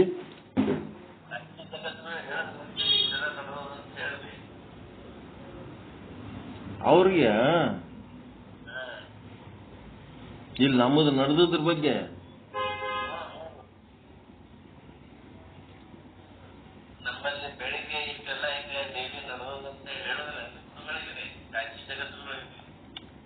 ಈಗ ನಾವು ಏನ್ ಪ್ಲಾನ್ ಮಾಡಿದ್ದೆವು, ಇವರೆಲ್ಲ ಬಂದ ಮೇಲೆ ಸ್ವಲ್ಪ ಹೊತ್ತ ರಾತ್ರಿ ಪ್ರವಚನ ಕೇಳಿದ್ಮೇಲೆ ಮರುದಿನ ಗುರುಗಳಿಗೆ ಭೇಟಿಯಾಗಿ ಅವ್ರಿಗೊಂದು ಹಾರ ಶಾಲ ಹಾಕಿ, ಅವ್ರಿಗೆ ಪ್ರೈವೇಟ್ ಯಾರ್ದೋ ಮನೆಯಾಗ ಇಳಿದಿರ್ತಾರ ಅವ್ರಿಗೆ ಮಾತಾಡಿಸಿ ಏನ್ರಿ ಹೋಗಿ ನಮ್ದೆಲ್ಲ ಇಂಟ್ರೊಡಕ್ಷನ್ ಮಾಡ್ಕೊಳ್ಳಮ್ಮು. ನಮ್ಮ ಶುದ್ಧ ಬ್ರಹ್ಮ ಪೀಠದವ್ರ ಸಮೇತ ನಾವಿಬ್ಬರೇ ಗಣ ಹೆಂಡತಿ ಹೋಗಿ ಅದೆಲ್ಲರೂ ಮಾಡ್ಲಕತ್ತಿದ್ರು. ಆದ್ರೆ ನಾನು ಸ್ವಲ್ಪ ನಮ್ಮ ಪೀಠದ ಎಲ್ಲ ಸಾಧಕರ ಸಂಗಟ ಹೋಗಿ ಮಾಡ್ಬೇಕಂತ ನಂದೊಂದು ಪ್ಲಾನ್ ಇತ್ತು. ಇವ್ರು ಬಂದವ್ರು ಹೆಂಗಿದ್ರು ಅಂತಂದ್ರ 12ವರೆಗೆ ಅಭಿಜಿತ್ ಮುಹೂರ್ತಕ್ಕೆ ಅಕ್ಕಿ ಕಾಳು ಹಾಕಿ ಆಯರಿ ಮಾಡಿ ಉಂಡು ಓಡಿ ಹೋಗೋರಿದ್ದಂಗಿದ್ರು ಇವರೆಲ್ಲ. ಇವ್ರಿಗೆ ಯಾರು ಸಮಾಧಾನಲಿಂತ ಇಲ್ಲಿ ಇರ್ಲಕ್ ತಯಾರೇ ಇಲ್ಲ. ಇವರು ಲಗ್ನಕ್ಕೆ ಬಂದವ್ರಿಗೆ ಬಂದಂಗೆ ಬಂದಾರ ಅವರು ಗುರುಗಳ ಬಳಿ ಬರೋದು. ಇವೆಲ್ಲ ಮಾತಾಡಿದ್ರ ಕೆಟ್ಟ ಹತ್ತೀವಿ ನಾವು. ಬರೋದೇ ಒಂದೇ ನಿಮ್ ಕೈಯಾಗಿರ್ತದ, ಗುರುಪೀಠಕ್ಕೆ ಬರೋದಷ್ಟೇ ನಿಮ್ ಕೈಯಾಗಿರ್ತದ, ಒಳ್ಳೆ ಹೋಗೋದು ನಿಮ್ ಕೈಯಾಗಿರಲ್ಲ. ನಮಗೆ ಸಮಾಧಾನ ಅನಿಸಿದಾಗ ನಾವು ಹೋಗಂದ್ರೆ ಹೋಗ್ಬೇಕಷ್ಟೇ.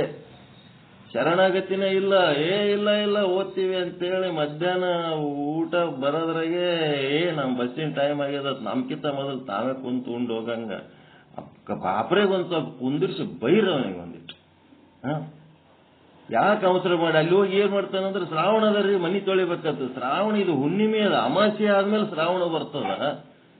15 ದಿವಸ ನಂತರ ಬರೋ ಶ್ರಾವಣಕ್ಕ ಕುತ್ತಿಗೆ ಮೇಲೆ ನಿಂತು ಊರಿಗೆ ಹೋಗ್ಯಾನ. ಏನ್ ಮಾಡ್ತಿರ್ಬೇಕಂತದ ಅಲ್ಲಿ ಊರಾಗ.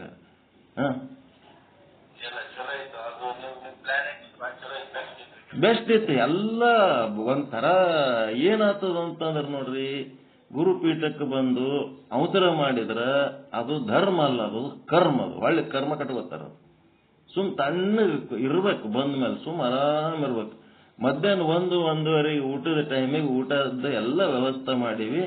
ಅವ್ರಿಗೆ 1:30 ಬಸ್ ಅದತ್ತ, 1ಕ್ಕೆ ಉಣ್ತೀವಿ ಅಂತೇಳಿ 3 ಸಾರಿ ಫೋನ್ ಮಾಡ್ತಾರೆ. ಇಲ್ಲಂದ್ರೆ ನಾ ಬರೀ ಚಪಾತಿ ತಿಂದು ಹೋಗ್ತೀನಿ ನೋಡು, ಬರೀ ಅನ್ನ ತಿಂದು ಹೋಗ್ತೀನಿ. ಇದಕ್ಕೆ ಗುರುಗಳ ಬಳಿ ಬರೋ ಲಕ್ಷಣನ ಇವ್ರದು. ಆ ಪಾಪ ಕೊಟ್ರಯ್ಯ ಅವರೆಲ್ಲ ಸುಮ್ ಕೂತ್ ಬಿಟ್ರ, ಅವ್ರು ಏನ್ಯಾಕೆ ಮಾಡಲ್ರಕ್ ನಡಿಯ ಅಂತೇಳಿ. ಅವರೆಲ್ಲ ಉಂಡಕ್ಕೆ ಅವ್ರು ಆದ್ಮೇಲೆ ನಾವು ಸುಮ್ ಆರಾಮ್ ಸಾವಕಾಶ ಕೂತ್ ಉಂಡೆವು.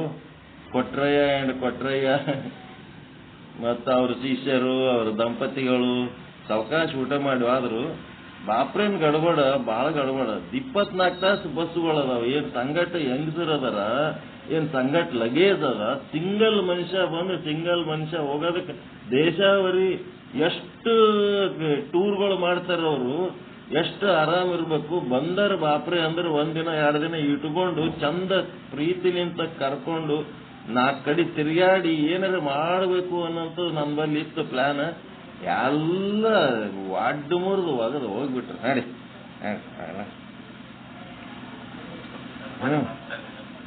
ಏನ್ ಗಡ್ಬಡ್ರಿ. ಸಣ್ಣ ಹುಡುಗರು ಗಡ್ಬಡ್ ಮಾಡಿದ್ರ ಅವಕ್ಕ ಬೆದರಿಸಿ ಕುಂದಿರ್ಬೋದು. ಈ ಮುದುಕರು ಗಡ್ಬಡ್ ಮಾಡಿದ್ರ ನಾವ್ ಏನ್ ಮಾಡ್ಬೇಕು ಅವ್ರಿಗೆ?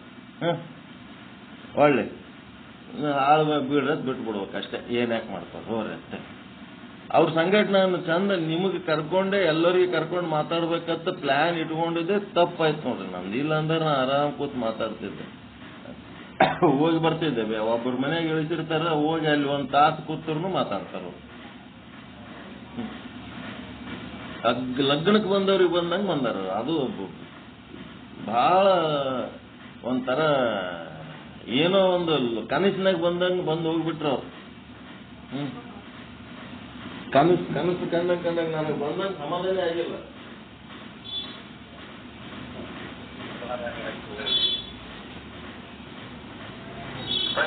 ಅವರು ಬಂದು ಹೋದಾಗ ಇನ್ನೊಬ್ಬರಿಗೆ ತೊಂದರೆ ಆಗುತ್ತೆ.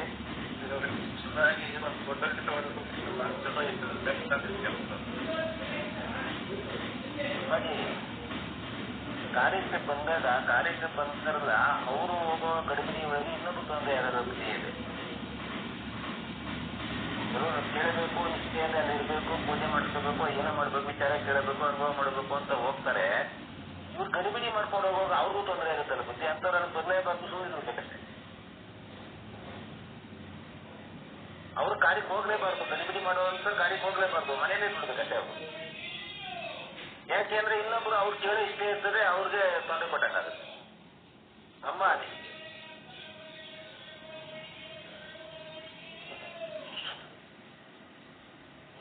ಸಿಕ್ಕೋದು ಅಪರೂಪ, ಕಾರ್ಯಗಳು ಸಿಕ್ಕೋದು ಅಪರೂಪ. ಅದು ದಕ್ಕಿಸ್ಕೊಳ್ಳೋದು ದುರ್ಲಭ ಅಂತ ಹೇಳ್ತೀವಿ.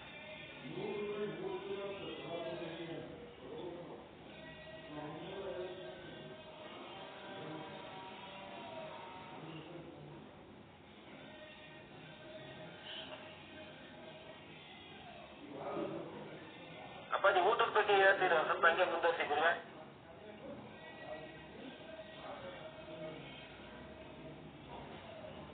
ಗುರುವೆ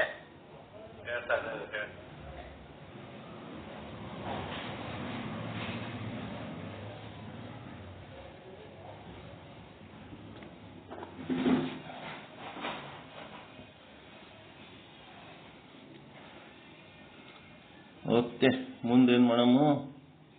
ಅಪ್ಪಾಜಿ ಊಟದ ಬಗ್ಗೆ ಹೇಳಿದ್ರಲ್ಲ, ನಂಗೆ ಒಂದು ಸ್ವಲ್ಪ ಮುಂದುವರಿಸಿ ಚೂರು ಊಟದ ಬಗ್ಗೆ ಯಾವ ರೀತಿ ಇರಬೇಕು ಅಂತಕ್ಕಂಥದ್ದು. ಏನು ಊಟದ ಬಗ್ಗೆ ರೀ? ನಾವು ಎಲ್ಲಾರು ತಿನ್ನಲ್ಲ ಬೆಳಿಗ್ಗೆ 2 ಚಪಾತಿ ಅನ್ನ ತಿನ್ಬಿಟ್ಟು, ಆ ಚಪಾತಿ ಅನ್ನ ತಿನ್ನಲ್ಲ ಅಂದ್ರಲ್ಲ, ಈ ಇದ್ರ ಊಟದಲ್ಲಿ ಅದಕ್ಕೆ ಕಾಪಾಡ್ಕೋಬೇಕಾದ್ರೆ ಯಾವ ರೀತಿ ಇರಬೇಕು ಅಂತ. ಕೆಲವರು ಒಂದೇ ಸಮಯ ಬೆಳಗ್ಗೆ 12 ಗಂಟೆ ತಿಂತಾನೆ ಇರ್ತಾರೆ, ಕೆಲವರು ಸುಮ್ಮನೆ ಇರ್ತಾರೆ. ಅಲ್ಲ ನೀವಂದ್ರೆ ಅದಕ್ಕೆ ಪ್ರತ್ಯೇ ಮಧ್ಯ ಊಟ ಹಸಿವಿಲಿಂತ ಶರೀರ ಬಳಲಬಾರ್ದು, ಮತ್ತ ಹೆಚ್ಚಿಗೆ ತಿಂದು ಅದು ಡೈಜೆಷನ್ ಆಗೋದಕ್ಕೆ ತ್ರಾಸ ಆಗಬಾರ್ದು. ಏನೇನಾರ ರುಚಿ ಹೆಚ್ಚಕ್ಕೆ ಕ್ವಾಂಟಿಟಿ ಕ್ವಾಲಿಟಿಗೆ ತಿಂದು ತ್ರಾಸ ಆಗಬಾರ್ದು. ಮತ್ತ ಹಸಿವಾಗಿ ಹೊಟ್ಟೆ ಬಳಲಬಾರ್ದು. ಅದಕ್ಕೊಂದು ಸೆಟ್ಟಿಂಗ್ ಅವ್ರವ್ರ ಶರೀರಕ್ಕೆ ಅವರೇ ಜವಾಬ್ದಾರಿ. ಆದಷ್ಟು ಫುಡ್ ಕಡಿಮೆ, ಬಹಳ ಕಡಿಮೆ ಊಟ ಮಾಡ್ಬೇಕು ಬದುಕಲಕ್ಕೆ. ಎಷ್ಟು ಕೆಲಸ, ಈಗ ಹೆವಿ ಡ್ಯೂಟಿ ಮಾಡ್ತಿದ್ರ, ಹಾರ್ಡ್ ವರ್ಕ್ ಮಾಡ್ತಿದ್ರೆ ಜಾಸ್ತಿ ಫುಡ್ ತಗೋಬೇಕು. ಹಾರ್ಡ್ ವರ್ಕೇ ಇಲ್ಲ, ಲೈಟ್ ವರ್ಕ್ ಇತ್ತು ಅಂತಂದ್ರೆ ಲೈಟ್ ಫುಡ್ಡೇ ತಗೋಬೇಕು. ಅದು ಊಟ ಮಾಡೋದೇ ಒಂದು ದೊಡ್ಡ ಪ್ರೋಗ್ರಾಮ್ ಮಾಡ್ಕೊಂಡ್ಬಿಟ್ಟಾರ. 3 ಹೊತ್ತು ಕುದಿಸಿದ್ದು ಅದು ಊಟಕ್ಕೆ ಕುಂದ್ರದಂತ, ಗಂಟೆಗಟ್ಲೆ ಕುಂದ್ರದು ಊಟ ಮಾಡಕ್. ಅದು ಆಗುನ ಇದು ತಿನ್ನು, ಇದಾಗುನ ಅದು ತಿನ್ನು, ತಿನ್ನೋದು. ಮತ್ತ ಆಜು ಬಾಜು ಯಾರ ಮನೆಗಾರು ಆದ್ರೆ ಅಲ್ಲಿನೂ ತಿನ್ನು, ಅವ್ರು ಕೊಟ್ಟದ್ದು ತಿನ್ನು, ಇವ್ರು ತಿನ್ನು, ರೈಲ್ವೆದಾಗೂ ತಿನ್ನು, ಬಸ್ನಾಗೂ ತಿನ್ನು, ಫುಟ್ಪಾತ್ನಾಗೂ ತಿನ್ನೋದೇ ಒಂದು ದೊಡ್ಡ ಪ್ರೋಗ್ರಾಮ್ ಆಗ್ಬಿಟ್ಟ. ಒಂದು ಸಾರಿ ಏನೋ ಒಂದು ಲೈಟ್ ಫುಡ್ ಬಾಯಾಗ ಹಾಕೊಂಡ್ಮೇಲೆ ಮತ್ತೆ ನೆಕ್ಸ್ಟ್ ಫುಡ್ಡಿನ ತನಕ ನೀರು ಕುಡಿಯೋದು ಬಿಟ್ರೆ ಬೇರೆ ಏನೂ ಹಾಕೋಬಾರ್ದು ಬಾಯಾಗ. ಬಹಳ ಸಿಸ್ಟಮ್ಯಾಟಿಕ್ ಇರ್ಬೇಕು ಊಟದ ವಿಷಯದೊಳಗೆ. ಅದ್ರಲಿಂತೆ ನಮ್ಮ ಆರೋಗ್ಯ ಚಂದ ಇರ್ತದೆ. ಆ ಏನೇನಾದ್ರು ತಿಂದ ಮೇಲೆ ಅದು ಡೈಜೆಷನ್ ಮಾಡ್ಕೊಳಕ್ಕೆ ನಮಗೆ ಕಷ್ಟ ಆಗಿ ನಮ್ಮ ಲಕ್ಷಣಗಳೆಲ್ಲ ಬೆವರು, ವಾಸನೆ, ಏನೇನೋ ಆಲಕತ್ತಿ ಬಿಡ್ತಾವ. ತೇಜಸ್ಸೇ ಹೋಗ್ಬಿಡ್ತದೆ, ಶರೀರದ ತೇಜಸ್ಸು. ಮೈಯೆಲ್ಲ ಗುಳ್ಳಿಗಳು ಬರೋದು, ಅದಾಗದು ಇದಾಗದು ಎಲ್ಲಾನು ಹಾತಿರ್ತಾವ. ಅದು ಯಾವುದಾರೇ ಒಂದು ರೂಪದಿಂದ ಹೊರಗೆ ಹೋಗ್ಬೇಕಲ್ಲ, ಒಳಗೆ ಹಾಕಿದ್ದು. ಅದು ಹೊರಗೆ ಹೋಗ್ಲಕ್ಕ ಜಾಗ ಆಗ್ಲಾರ್ದಷ್ಟು ತುಂಬಿಸ್ಬಿಡ್ತಾರ ಅದಕ್ಕೆ. ಟಾಕೀಸ್ನವರು ಒಳಗೆ ಸಿನಿಮಾ ನೋಡಿದವರು ಬಾಗಲ್ದಾಗಿಂದು ನಿಧಾನ ಕ್ಯೂ ಪ್ರಕಾರ ಓಸು ಮಂದಿ ಒಮ್ಮೆ ಬಾಗಲಿಗೆ ನುಗ್ಗಿದ್ರೆ ಹೆಂಗಾತು ಹಂಗ ತುಂಬಿಸ್ಬಿಡ್ತಾರ ಒಳಗೆ. ಅದು ಆಗಬಾರ್ದು. ಫುಡ್ ಬಹಳ ಸಿಸ್ಟಮೆಟಿಕ್ ಇರಬೇಕು, ಕಡಿಮೆ ಇರಬೇಕು. ಒಂದು ಬೊಗಸೆ ಹಿಟ್ಟ, ಅರ್ಧ ಬೊಗಸೆ ಅಕ್ಕಿ ಅಕ್ಕಿ, ಒಂದು ಮುಷ್ಟಿ ಬೇಳೆ, ಒಂದು ಸೌಟು ಎಣ್ಣೆ, ಒಂದು ಕಣ್ಣಿ ಬೆಲ್ಲ, ಒಂದು ಸ್ವಲ್ಪ ಉಪ್ಪು, ಇದಿಷ್ಟೇ ಬೇಕು ಈ ಶರೀರಕ್ಕೆ. ಒಂದು ದಿವಸಕ್ಕೆ, ಒಂದು ಊಟಕ್ಕಲ್ಲ, ಒಂದು ದಿವಸಕ್ಕೆ, ಇಡೀ ಒಂದು ದಿವಸಕ್ಕೆ. ನಾವು ಒಂದೊಂದು ಊಟಕ್ಕೆ ಅಷ್ಟಿಷ್ಟು ತಗೋತೀವಿ.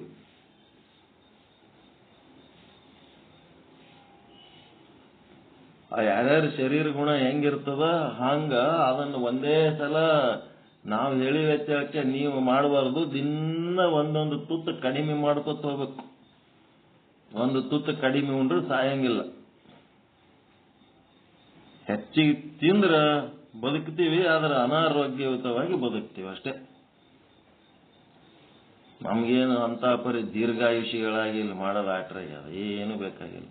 ಭಾರಿ ಸ್ಟ್ರಾಂಗ್ ಆಗಿ ಎಲ್ಲೇನು ಲಡಾಯಿ ಮಾಡ್ಲಕ್ಕೆ ಹೋಗೋದದ ಏನಿಲ್ಲ. ಸರಳ ಆಹಾರ ತಗೊಂಡು ನಡಿಬೇಕಷ್ಟೆ.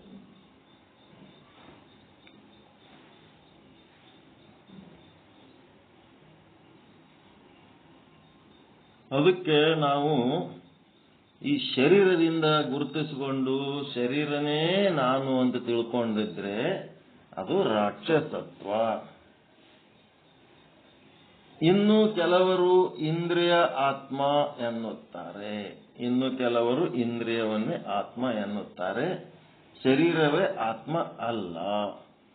ಯಾಕಂದ್ರೆ ನೋಡುವ ಕೇಳುವ ವ್ಯವಹಾರ ಇಂದ್ರಿಯಗಳ ಮೂಲಕವೇ ಘಟಿಸುತ್ತದೆ. ಈ ಇಂದ್ರಿಯಗಳೇ ಇಲ್ಲ, ಕಣ್ಣು, ಕಿವಿ, ಮೂಗು, ನಾಲಿಗೆ, ಚರ್ಮ, ಕೈ, ಕಾಲು, ಬಾಯಿ, ಗುದ, ಗುಯ್ಯ ಇವೇ ಕೆಲಸ ಮಾಡಲಿಲ್ಲ ಅಂತಂದ್ರ ಈ ಶರೀರ ಹೆಂಗ್ ಬದುಕ್ತದ? ಈ ಶರೀರ ಬದುಕಬೇಕಾದ್ರೆ ಇವು ಇಂದ್ರಿಯಗಳೆಲ್ಲ ಕೆಲಸ ಮಾಡಿದರೆ ಇದು ಬದುಕ್ತದ ಅಂತೇಳಿ ವಿಚಾರ ಮಾಡಿ ನೋಡಲಾಗಿ ಏನಾಗ್ಬಿಡ್ತು, ಇಂದ್ರಿಯಗಳು ನಾವೇ ಇಂಪಾರ್ಟೆಂಟ್ ತಿಳ್ಕೊಂಡ್ಬಿಟ್ರು. ತಿಳ್ಕೊಂಡಾಗ ಏನಾಯ್ತು, ಬ್ರಹ್ಮನ ಬಳಿ ಹೋಗ್ಬಿಟ್ಟು ಅಂತೆಲ್ಲ ಕೂಡಿ ಈ ಸ್ಥೂಲ ಶರೀರ ಬದುಕಬೇಕಾದ್ರ ನಾವಿಲ್ಲಂದ್ರೆ ಅದು ಹೆಂಗ್ ಬದುಕ್ತಾವ? ನಾವೇ ಮುಖ್ಯ ಅಂತೇಳಿ ಅದಕ್ಕೆ ಬ್ರಹ್ಮ ಏನ್ ಹೇಳಿದ್ನಂತ, ನಿಮ್ಮದ್ರಾಗ ಯಾರು ಮುಖ್ಯ ಅಂತೇಳಿ ಗೊತ್ತಾಗಬೇಕಾದ್ರೆ ಏನ್ ಮಾಡ್ರಿ, ಒಬ್ಬೊಬ್ರು ಒಂದೊಂದು ದಿನ ನೀ ಶರೀರ ಬಿಟ್ಟು ಹೊರಗಿದ್ದು ನೋಡ್ರಿ, ಆ ಶರೀರಕ್ಕೆ ಏನಾರ ಫರಕ್ ಆಗ್ತದೇನು? ಒಂದಿನ ಕಣ್ಣ, ಒಂದಿನ ಕೈಯ, ಒಂದಿನ ಕಾಲ, ಹಿಂಗ ಒಂದೊಂದು ದಿವಸ ಒಂದೊಂದು ಮೂಗ, ಕಿವಿ ಇನ್ಆಕ್ಟಿವ್ ಆಗಿ ನೋಡಿದ್ರು ಆ ಶರೀರಕ್ಕೆ ಏನು ಫರಕ್ ಬೀಳಲಿಲ್ಲ. ಹಿಂಗಾಗಿ ಇಂದ್ರಿಯಗಳಿಂದ ಶರೀರ ಅಲ್ಲ, ಇದಕ್ಕಿಂತ ಮೀರಿದ ಒಂದೇನೋ ಆದ. ಅದು ಯಾವುದು ಅಂತಂದಾಗ ಪ್ರಾಣ ಅಂತ ಒಂದಾದ. ಪ್ರಾಣ ಹೊರಗೆ ಹೋಯ್ತು ಅಂತಂದ್ರ ಎಲ್ಲ ಸ್ಥೂಲ ಶರೀರ, ಇಂದ್ರಿಯ ಎಲ್ಲಾನು ಏನಾಗ್ಬಿಡ್ತಾವ?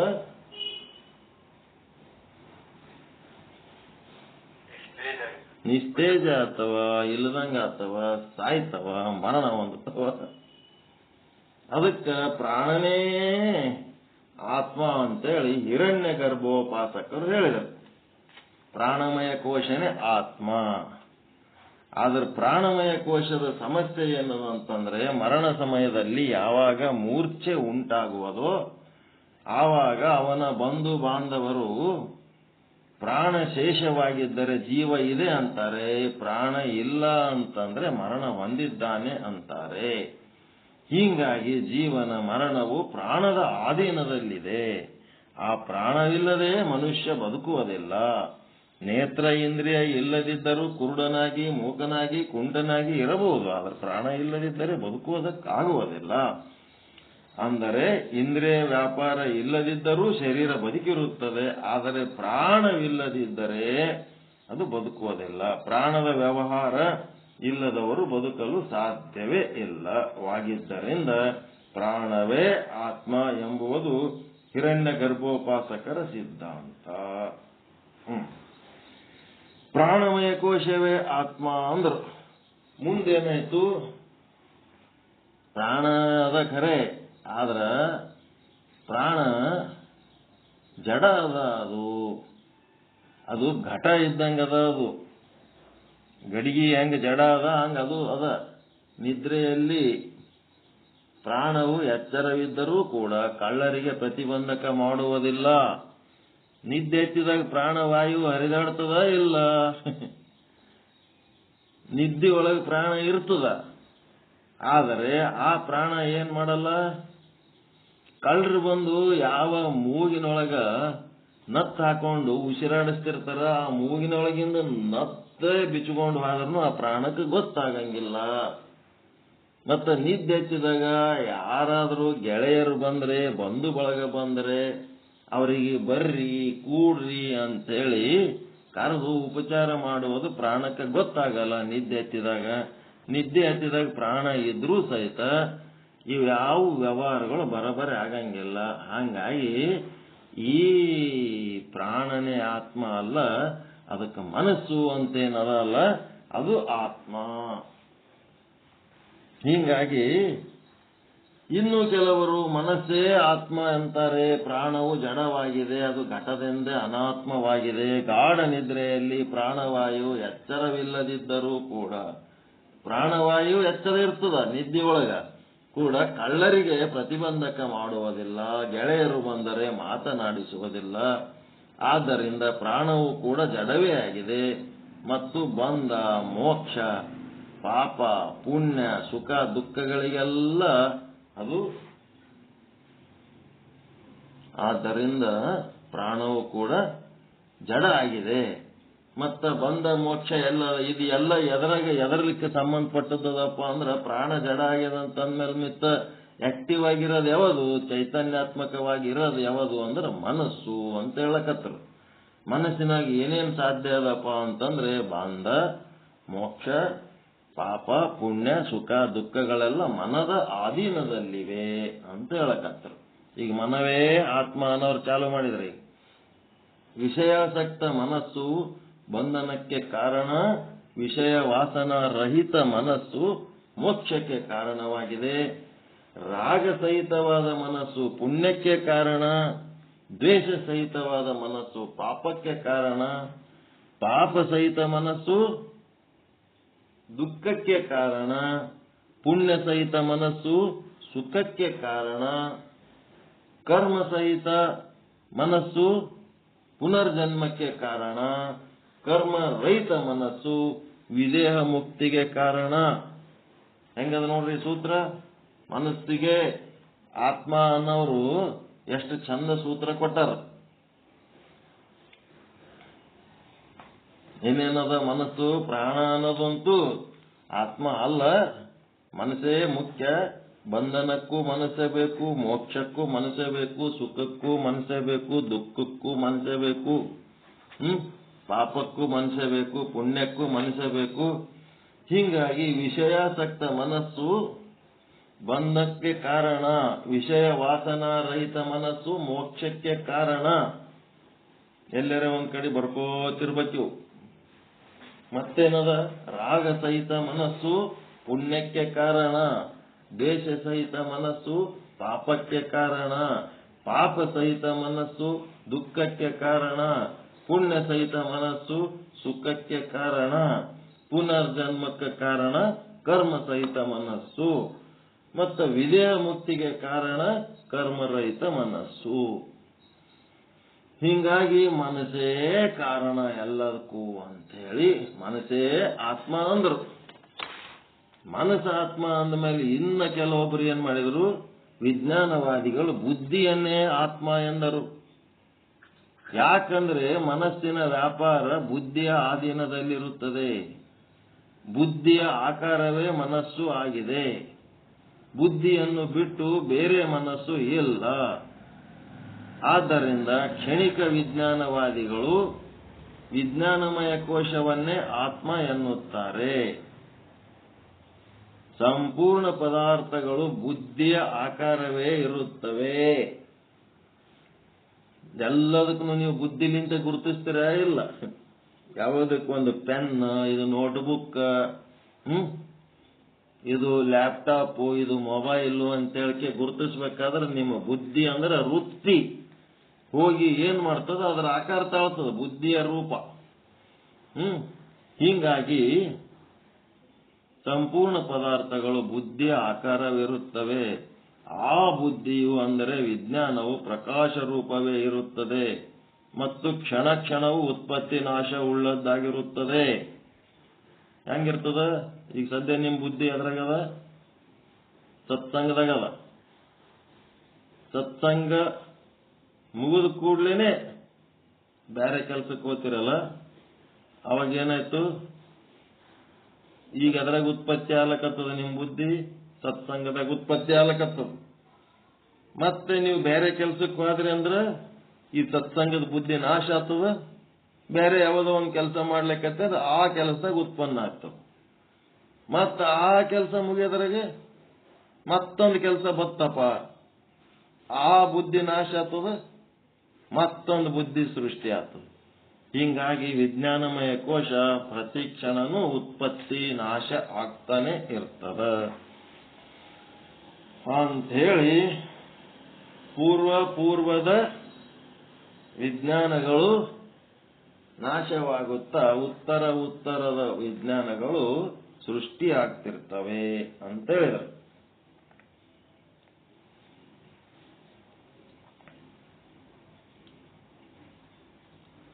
ಪೂರ್ವದ ವಿಜ್ಞಾನ ನಾಶವಾಗಿ ಪ್ರಸ್ತುತ ವಿಜ್ಞಾನ ಉತ್ಪತ್ತಿಯಾಗಿರುತ್ತದೆ. ಕ್ಷಣ ಕ್ಷಣವೂ ಬದಲಾವಣೆ ಹೊಂದುತ್ತಾ ಉತ್ಪತ್ತಿ ನಾಶದಿಂದ ಕೂಡಿಕೊಂಡಿದೆ. ಪೂರ್ವದ ವಿಜ್ಞಾನ ನಾಶವಾಗುತ್ತದೆ, ದ್ವಿತೀಯ ವಿಜ್ಞಾನ ಉತ್ಪತ್ತಿಯಾಗುತ್ತದೆ, ದ್ವಿತೀಯ ವಿಜ್ಞಾನ ನಾಶ ಆಗಿ ತೃತೀಯ ವಿಜ್ಞಾನ ಉತ್ಪತ್ತಿಯಾಗುತ್ತದೆ. ಹಿಂಗೆ ಅನ್ಕೋತ್ ಕುಂದಿರ್ಬೇಕು. ತೃತೀಯ ವಿಜ್ಞಾನ ನಾಶವಾಗಿ ಮೂರನೇ ವಿಜ್ಞಾನ ನಾಶವಾಗಿ ನಾಲ್ಕನೇ ವಿಜ್ಞಾನ ಉತ್ಪತ್ತಿ ಆಯ್ತು. ಹಿಂಗೆ ಹೇಳ್ಕೊತ ಹೋಗೋದಪ್ಪ, ಹಿಂಗೆ ಹೇಳ್ಕೊತ ಮುಗಿಲಾರ್ದಂಗ ನಡೀತದೆ. ಇದು ಮುಗಿಲಾರ್ದ ಕಥೆ. ಇದು ನಾಲ್ಕನೇದು ಮುಗಿತ ಐದನೇದು ಮುಗಿತ ಆರನೇದು, ಹಿಂಗೆ ಹೇಳ್ಕೊತ ಹೋಗ್ಬೇಕು. ವಿಜ್ಞಾನದ ಕೆಲಸ, ವಿಜ್ಞಾನಮಯ ಕೋಶ ಸೃಷ್ಟಿ ಮತ್ತು ನಾಶ ಇದು ಹಿಂಗೆ ನಡೆದಿರ್ತದ.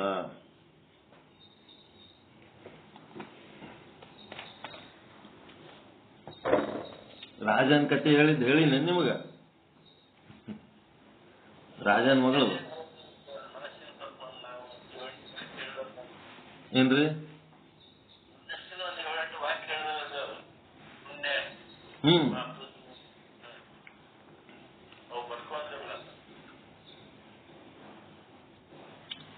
ಅದು ಬರ್ಕೊಳಕತ್ರಿ. ಕತ್ತಿ ಹೇಳಿನೇನಂದ ಇದ್ರದು.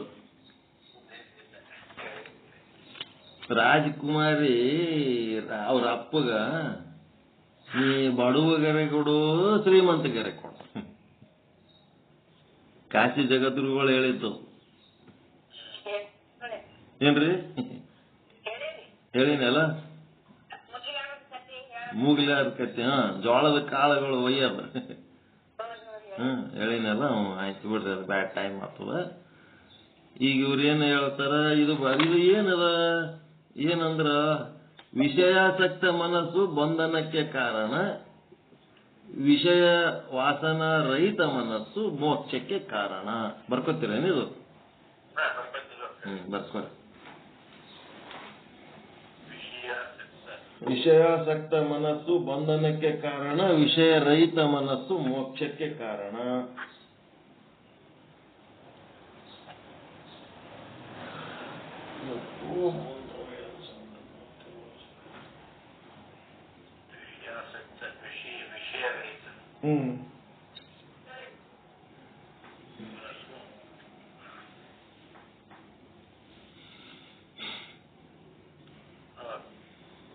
ಮತ್ತೆ ರಾಗ ಸಹಿತ ಮನಸ್ಸು ಪುಣ್ಯಕ್ಕೆ ಕಾರಣ, ದ್ವೇಷ ಸಹಿತ ಮನಸ್ಸು ಪಾಪಕ್ಕೆ ಕಾರಣ.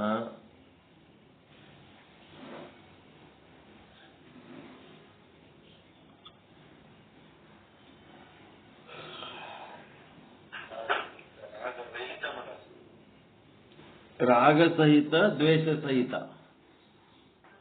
ರಾಗ ಇದ್ರೆ ಪುಣ್ಯಕ್ಕೆ ಕಾರಣ, ದ್ವೇಷ ಇದ್ರೆ ದುಃಖಕ್ಕೆ ಕಾರಣ. ಇದು ಪಾಪಕ್ಕೆ ಕಾರಣ. ದ್ವೇಷ ಸಹಿತ ಮನಸ್ಸು ಪಾಪಕ್ಕೆ ಕಾರಣ.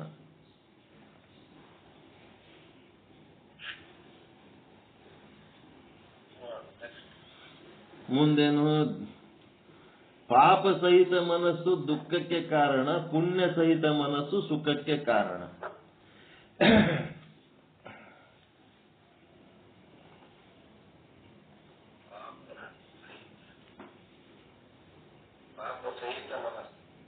ಪಾಪ ಸಹಿತ ಮನಸ್ಸು ಪುಣ್ಯಕ್ಕೆ ಕಾರಣ, ಪಾಪ ಸಹಿತ ಮನಸ್ಸು ದುಃಖಕ್ಕೆ ಕಾರಣ, ಪುಣ್ಯ ಸಹಿತ ಮನಸ್ಸು ಸುಖಕ್ಕೆ ಕಾರಣ.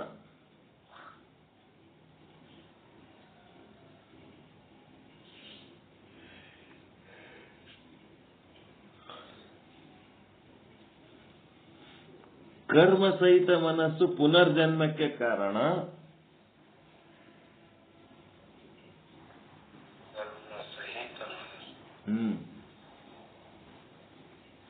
ಕರ್ಮ ರಹಿತ ಮನಸ್ಸು ವಿದೇಹ ಮುಕ್ತಿಗೆ ಕಾರಣ.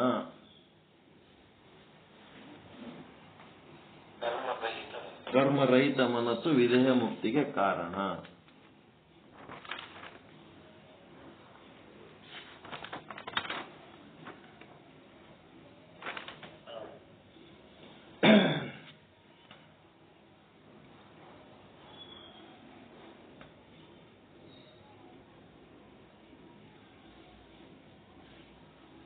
ಅದಕ್ಕಿದು ಈ ವಿಜ್ಞಾನವಾದಿಗೆ ನಿಂದಿಸ್ಬಿಡ ಪಾಠ. ಒಂದು ಪೂರ್ವದ ವಿಜ್ಞಾನ ನಾಶವಾಗದು, ಅದರ ನೆಕ್ಸ್ಟ್ ದ್ವಿತೀಯ ವಿಜ್ಞಾನ ಉತ್ಪತ್ತಿ ಆಗ್ತದ, ಉತ್ತರದ ವಿಜ್ಞಾನ ಉತ್ಪತ್ತಿ ಆಗ್ತಿರ್ತದ. ಮೂಡ್ ಚೇಂಜ್ ಆಗೋದಕ್ಕಂತಾರ, ಮೂಡ್ ಚೇಂಜ್ ಆಗ್ತಿರ್ತದಲ್ರಿ, ಮೂಡ್ ಅಂತಿರಲ್ಲ, ಅದಕ್ಕೆ ಇವ್ರೇನಂದಾರ ಆತ್ಮ ಅಂದ್ಬಿಟ್ಟಾರ.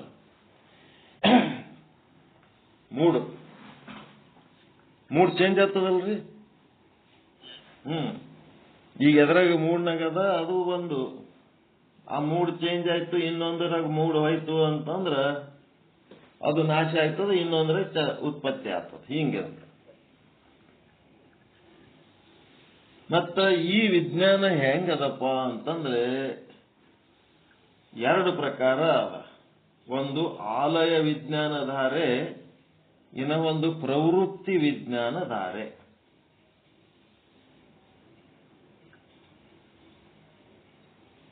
ಆಲಯ ವಿಜ್ಞಾನ ಧಾರೆ, ಪ್ರವೃತ್ತಿ ವಿಜ್ಞಾನ ಧಾರೆ.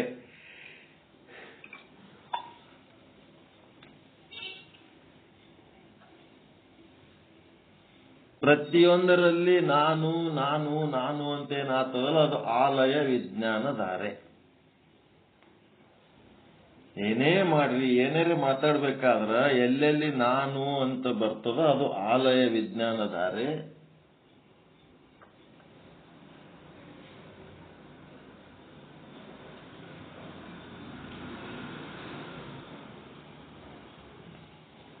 ಎಲ್ಲಿ ನಾನು ಅನ್ನೋ ಮತ್ತ ಅದು ಇದು ಅವರು ಇವರು ಅಲ್ಲಿ ಇಲ್ಲಿ ಅನ್ನ ಶಬ್ದಗಳು ಬಂದು ಅಂತಂದ್ರ ಅದು ಪ್ರವೃತ್ತಿ ವಿಜ್ಞಾನಧಾರೆ. ಇದು ಘಟವಿರುತ್ತದೆ, ಇದು ಶರೀರವಿರುತ್ತದೆ, ತನ್ನಿಂದ ಭಿನ್ನವಾಗಿ ಬೇರೆ ಏನೇನು ಬರ್ತದ ಅದೆಲ್ಲ ಪ್ರವೃತ್ತಿ ವಿಜ್ಞಾನಧಾರೆ.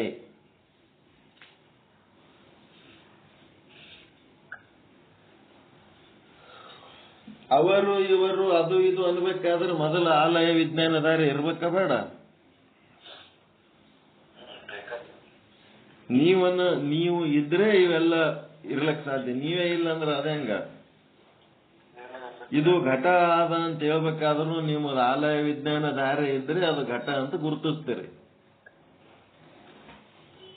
ನೀವೇ ಇದ್ದಿದ್ದಿಲ್ಲ ಅಂದ್ರೆ ಘಟ ಎಲ್ಲಿ ಗುರುತಿಸ್ತೀರಿ?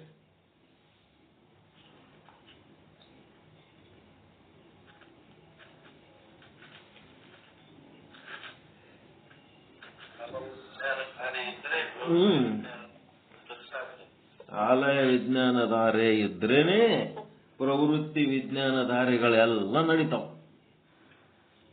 ನಾನಿಲ್ಲದ ವಿಶ್ವ ಏನಾದರೇನು ಅಂತ ಕುವೆಂಪು ಒಂದ್ ಕಡೆ ಬರೀತಾರ. ನಾನಿದ್ದಾಗೆ ಮತ್ತೆ ಇವೆಲ್ಲ ಅಷ್ಟು ಪ್ರವೃತ್ತಿ ವಿಜ್ಞಾನ ಧಾರೆಗಳು ಬರ್ತಾವ.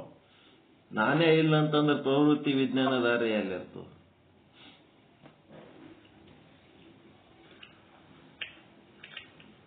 ಪ್ರತಿಯೊಂದರಲ್ಲೂ ನಾನು ನಾನು ನಾನು ಅಂತ ಉದಯವಾಗತಕ್ಕಂಥ ವಿಜ್ಞಾನಧಾರೆಗೆ ಆಲಯ ವಿಜ್ಞಾನಧಾರೆ. ನಾನು ಎನ್ನುವುದರ ಮೂಲ ಮನೆ ಆಲಯ ವಿಜ್ಞಾನಧಾರೆ. ಬುದ್ಧಿ ಇದೇ ಬುದ್ಧಿ, ಇದೇ ವಿಜ್ಞಾನಮಯ ಕೋಶ. ಇದು ಘಟವಿರುತ್ತದೆ, ಇದು ಶರೀರವಿರುತ್ತದೆ ಎಂದು ಉದಯವಾಗತಕ್ಕಂಥ ವಿಜ್ಞಾನಧಾರೆಗೆ ಪ್ರವೃತ್ತಿ ವಿಜ್ಞಾನಧಾರೆ. ಇದು ಅದು ಅಲ್ಲಿ ಇಲ್ಲಿ ಅವರು ಇವರು ಅನ್ನೋ ಶಬ್ದ ಬಳಸ್ತೇವೆ ಅಂದ್ರೆ ಅದು ಪ್ರವೃತ್ತಿ ವಿಜ್ಞಾನಧಾರೆ.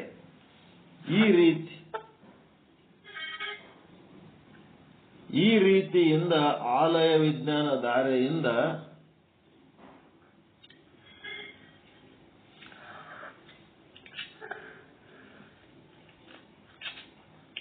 ಆಲಯ ವಿಜ್ಞಾನ ಧಾರೆಯಿಂದ ಪ್ರವೃತ್ತಿ ವಿಜ್ಞಾನ ಧಾರೆಯು ಉತ್ಪನ್ನವಾಗುತ್ತದೆ.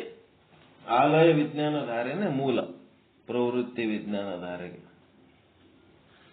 ನಾನು ಅನ್ನೋದೇ ಇರಲಿಲ್ಲ ಅಂತಂದ್ರೆ ಪ್ರವೃತ್ತಿ ವಿಜ್ಞಾನ ಧಾರೆ ಅವ್ರ ತಿಳುವಳಿಕೆ ಪ್ರಕಾರ ಸದಾಕಾಲ ಆಲಯ ವಿಜ್ಞಾನ ಧಾರೆಯು ನದಿಯಂತೆ ಹರಿಯುತ್ತಿರುತ್ತದೆ.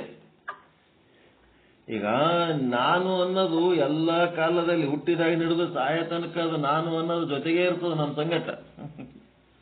ಅದೆಲ್ಲರೂ ಹೋಗಿರ್ತದೆ ನಾನು ಅನ್ನೋದು. ಬಾಲ್ಯ, ಯೌವನ, ಮುಪ್ಪು, ಬೆಳಗ್ಗೆ, ಮಧ್ಯಾಹ್ನ, ಸಾಯಂಕಾಲ, ಹಿಂದೆ, ಇಂದು, ಮುಂದೆ ನಾನು ಅನ್ನೋದು ಜೊತೆಗೆ ಆದ ಇಲ್ಲ. ಅದೇನದು ಆಲಯ ವಿಜ್ಞಾನ ಧಾರೆ ನದಿಯಂತೆ ಹರಿಯುತ್ತಿರುತ್ತದೆ. ಅದರಲ್ಲಿ ಪ್ರವೃತ್ತಿ ವಿಜ್ಞಾನ ಧಾರೆಯು ತೆರೆಗಳ ಉಪಾಧಿಯಲ್ಲಿ ಪ್ರವೃತ್ತಿ ವಿಜ್ಞಾನ ಧಾರೆ ಏನ್ ಮಾಡ್ತದೆ? ತೆರೆಗಳ ಹಾಗೆ ಅವರು ಇವರು ಅದು ಇದು ಅಲ್ಲಿ ಇಲ್ಲಿ ಅನ್ನೋದು ಎಷ್ಟೊತ್ತು ಮಾತಾಡ್ತಾರ? ಯಾವಾಗ ಒಂದ್ಸಾರಿ. ಆದ್ರೆ ನಾನು ಅನ್ನೋದು ನಿರಂತರ. ಅದಕ್ಕೆ ಪ್ರವೃತ್ತಿ ವಿಜ್ಞಾನ ಧಾರೆಯು ತೆರೆಗಳ ಉಪಾಧಿಯಲ್ಲಿ ಉತ್ಪತ್ತಿ ನಾಶ ಆಗುತ್ತಿರುತ್ತವೆ. ನಾನು ಅನ್ನೋದು ಫೌಂಡೇಶನ್, ಅದರ ಮೇಲೆ ಇವೆಲ್ಲ ನಡೀತಾವ ಪ್ರವೃತ್ತಿ ವಿಜ್ಞಾನ ಧಾರೆಗಳು. ಮನದ ಸ್ವರೂಪ ಕೂಡ ಅದು ಪ್ರವೃತ್ತಿ ವಿಜ್ಞಾನ ಧಾರೆಯ ರೂಪವೇ ಅಂತ ತಿಳಿಯಿರಿ. ಮನಸ್ಸು ಏನ್ ಮಾಡ್ತದ?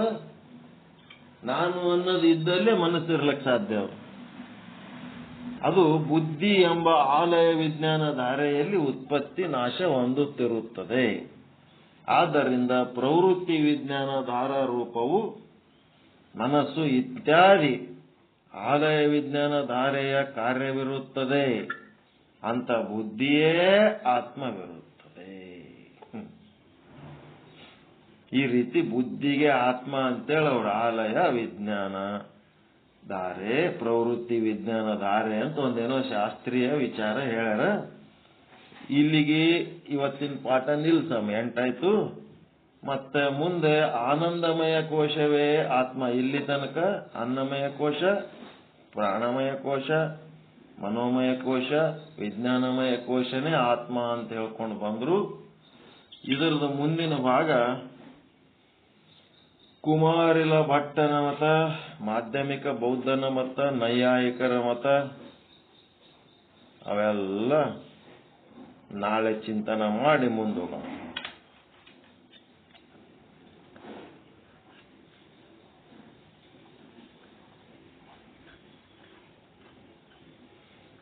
ಇವತ್ತು ಸಾಕಲ್ರಿ, ಇಲ್ಲಿ ನಿಲ್ಸಮ್. ಇದು 8 ಆಗ್ಯದ, ಟೈಮ್ ಆಯ್ತು. ಆಲಯ ವಿಜ್ಞಾನ ಧಾರೆ ಪ್ರವೃತ್ತಿ ವಿಜ್ಞಾನ ಧಾರೆ. ಅದು ನಾನು ಅನ್ನೋದು ಆಲಯ ವಿಜ್ಞಾನ ಧಾರೆ. ಅದು ಪರ್ಮನೆಂಟ್, ಶಾಶ್ವತ, ಮ್ಯಾಕ್ಸಿಮಮ್ ಅದೇ ಇರ್ತದ.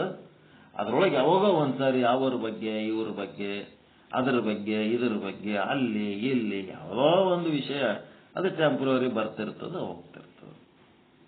ಹಿಂಗೆ ಅಷ್ಟೇ.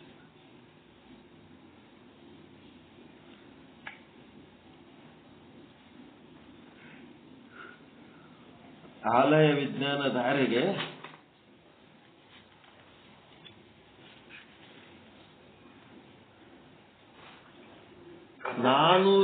ನಾನು ಎನ್ನುವ ಒಂದು ಭಾವ ಏನದಲ್ಲ, ಅದರ ಮೂಲ ಯಾವದಪ್ಪ ಅಂದ್ರೆ ಆಲಯ ವಿಜ್ಞಾನ ಧಾರೆನೇ ಅದರ ಮೂಲ, ಬುನಾದಿ.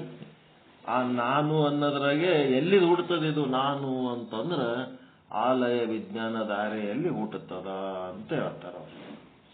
ಈ ರೀತಿಯಿಂದ ಆಲಯ ವಿಜ್ಞಾನ ಧಾರೆಯಿಂದ ಪ್ರವೃತ್ತಿ ವಿಜ್ಞಾನ ಧಾರೆ ಉತ್ಪನ್ನವಾಗುತ್ತದೆ. ಆಲಯ ವಿಜ್ಞಾನ ಧಾರೆಯಿಂದ ನಾನು ಉತ್ಪನ್ನ ಆಗ್ತದ, ಮತ್ತೇನಾಗ್ತದ, ನನ್ನದು ಅನ್ನೋದು ಉತ್ಪನ್ನ ಆಯ್ತು ಅಂತಂದ್ರ ಅದೇನು ಪ್ರವೃತ್ತಿ ವಿಜ್ಞಾನ ಧಾರೆ. ಓಕೆ, ಮತ್ತೆ ಯಾರು ಏನಾರು ಕೇಳ್ಬೇಕಾ, ಹೇಳ್ಬೇಕಾ, ಏನಾರು ಮಾತಾಡ್ಬೇಕಾ? ಪರಮಾನಂದ ಪ್ರಾಪ್ತಿ ಭವ, ಸರ್ವ ದುಃಖ ನಿವೃತ್ತಿ ಭವ, ಇಷ್ಟಾರ್ಥ ಸಿದ್ಧಿರಸ್ತು, ಯಶಸ್ವಿ ಭವ, ಯಶಸ್ವಿ ಭವ. ಜೈ ಶುದ್ಧ ಬ್ರಹ್ಮ, ಜೈ ಜೈ ಶುದ್ಧ ಬ್ರಹ್ಮ. ಓಂ ಶಾಂತಿ ಶಾಂತಿ ಶಾಂತಿ. ಎಲ್ಲರಿಗೂ ಶರಣಾರ್ಥಿ. ಯಾರಿಗೆ ಏನಾರ ಕೇಳೋದು ಹೇಳೋದಿತ್ತಂದ್ರೆ ನೋಡ್ರಿ, ಪಂಚಕೋಶಗಳ ವಿಷಯ ತಗೊಂಡು ಗಟ್ಟಿಮುಟ್ಟಾಗಿ ಹೇಳಕ್ ಬರಂಗಾಗಬೇಕು. ಇಷ್ಟು ದಿವಸ ಹೇಳಿದ ಪಾಠ ಎಲ್ಲ ರಿಕವರಿ ಮಾಡಿ ಇವತ್ತು ಒಂದು ಪಾಠದಾಗ ರಿವಿಷನ್ ಮಾಡಿವಿ. ನಾಳೆಗೆ ಇನ್ನೊಂದು ಪಾಠ ಆಗ್ಬೋದು. ಅದಕ್ಕಿಂತ ಕಡಿಮೆ ಸಮಯದಲ್ಲಿ ರಿವಿಷನ್ ಆಯ್ತಂದ್ರೆ ಮತ್ತೆ ಮುಂದಿನ ವಿಷಯಕ್ಕೆ ಹೋಗ್ತೀವಿ. ನಾವು ಮೊದಲು ಓಂಕಾರ ಉಪಾಸನೆ ಧ್ಯಾನಕ್ಕೆ ಹೋಗ್ಬೇಕಾಗ್ಯದ. ನಮ್ಮ ಗುರಿ ಅದು ಅದ. ಓಂಕಾರ ಅಂದ್ರೆ ಬ್ರಹ್ಮ ಸ್ವರೂಪ. ಓಂ ಅನ್ಕೋತ ಅನ್ಕೋತ ಅನ್ಕೋತ ನಾವು ಓಂಕಾರ ಸ್ವರೂಪರಾಗಿ ಬ್ರಹ್ಮ ಸ್ವರೂಪ ಆಗೋದು. ಅದು ಮುಂದಿನ ಪಾಠಗಳಲ್ಲಿ ಬರ್ತವೆ. ಅಲ್ಲಿಗೆ ಹೋಗ್ಬೇಕಾದ್ರೆ ಇವೆಲ್ಲ ಬುನಾದಿಲಿಂದ ಸ್ಟಡಿ ಮಾಡ್ಕೋತ ಕರ್ಕೊಂಡು ಹೋಗ್ತಾರೆ. ಕರ್ಕೊಂಡು ಹೋಗಿ ಅಲ್ಲಿ ಒಂದೇ ಸಲ ಓಂಕಾರ ಬಂದ್ರೆ ಅನುಭವಕ್ಕೆ ಹೆಂಗೆ ಬರ್ತವೆ, ಇವೆಲ್ಲ ಹೇಳಿದ್ಮೇಲೆ ಅದು ಅನುಭವಕ್ಕೆ ಬರ್ತದೆ. ಇದು ಏನಂತ ಗೊತ್ತಾದ್ಮೇಲೆ. ಓಕೆ, ಒಳ್ಳೇದಲ್ಲ. ಎಲ್ಲರಿಗೂ ನಮಸ್ಕಾರ.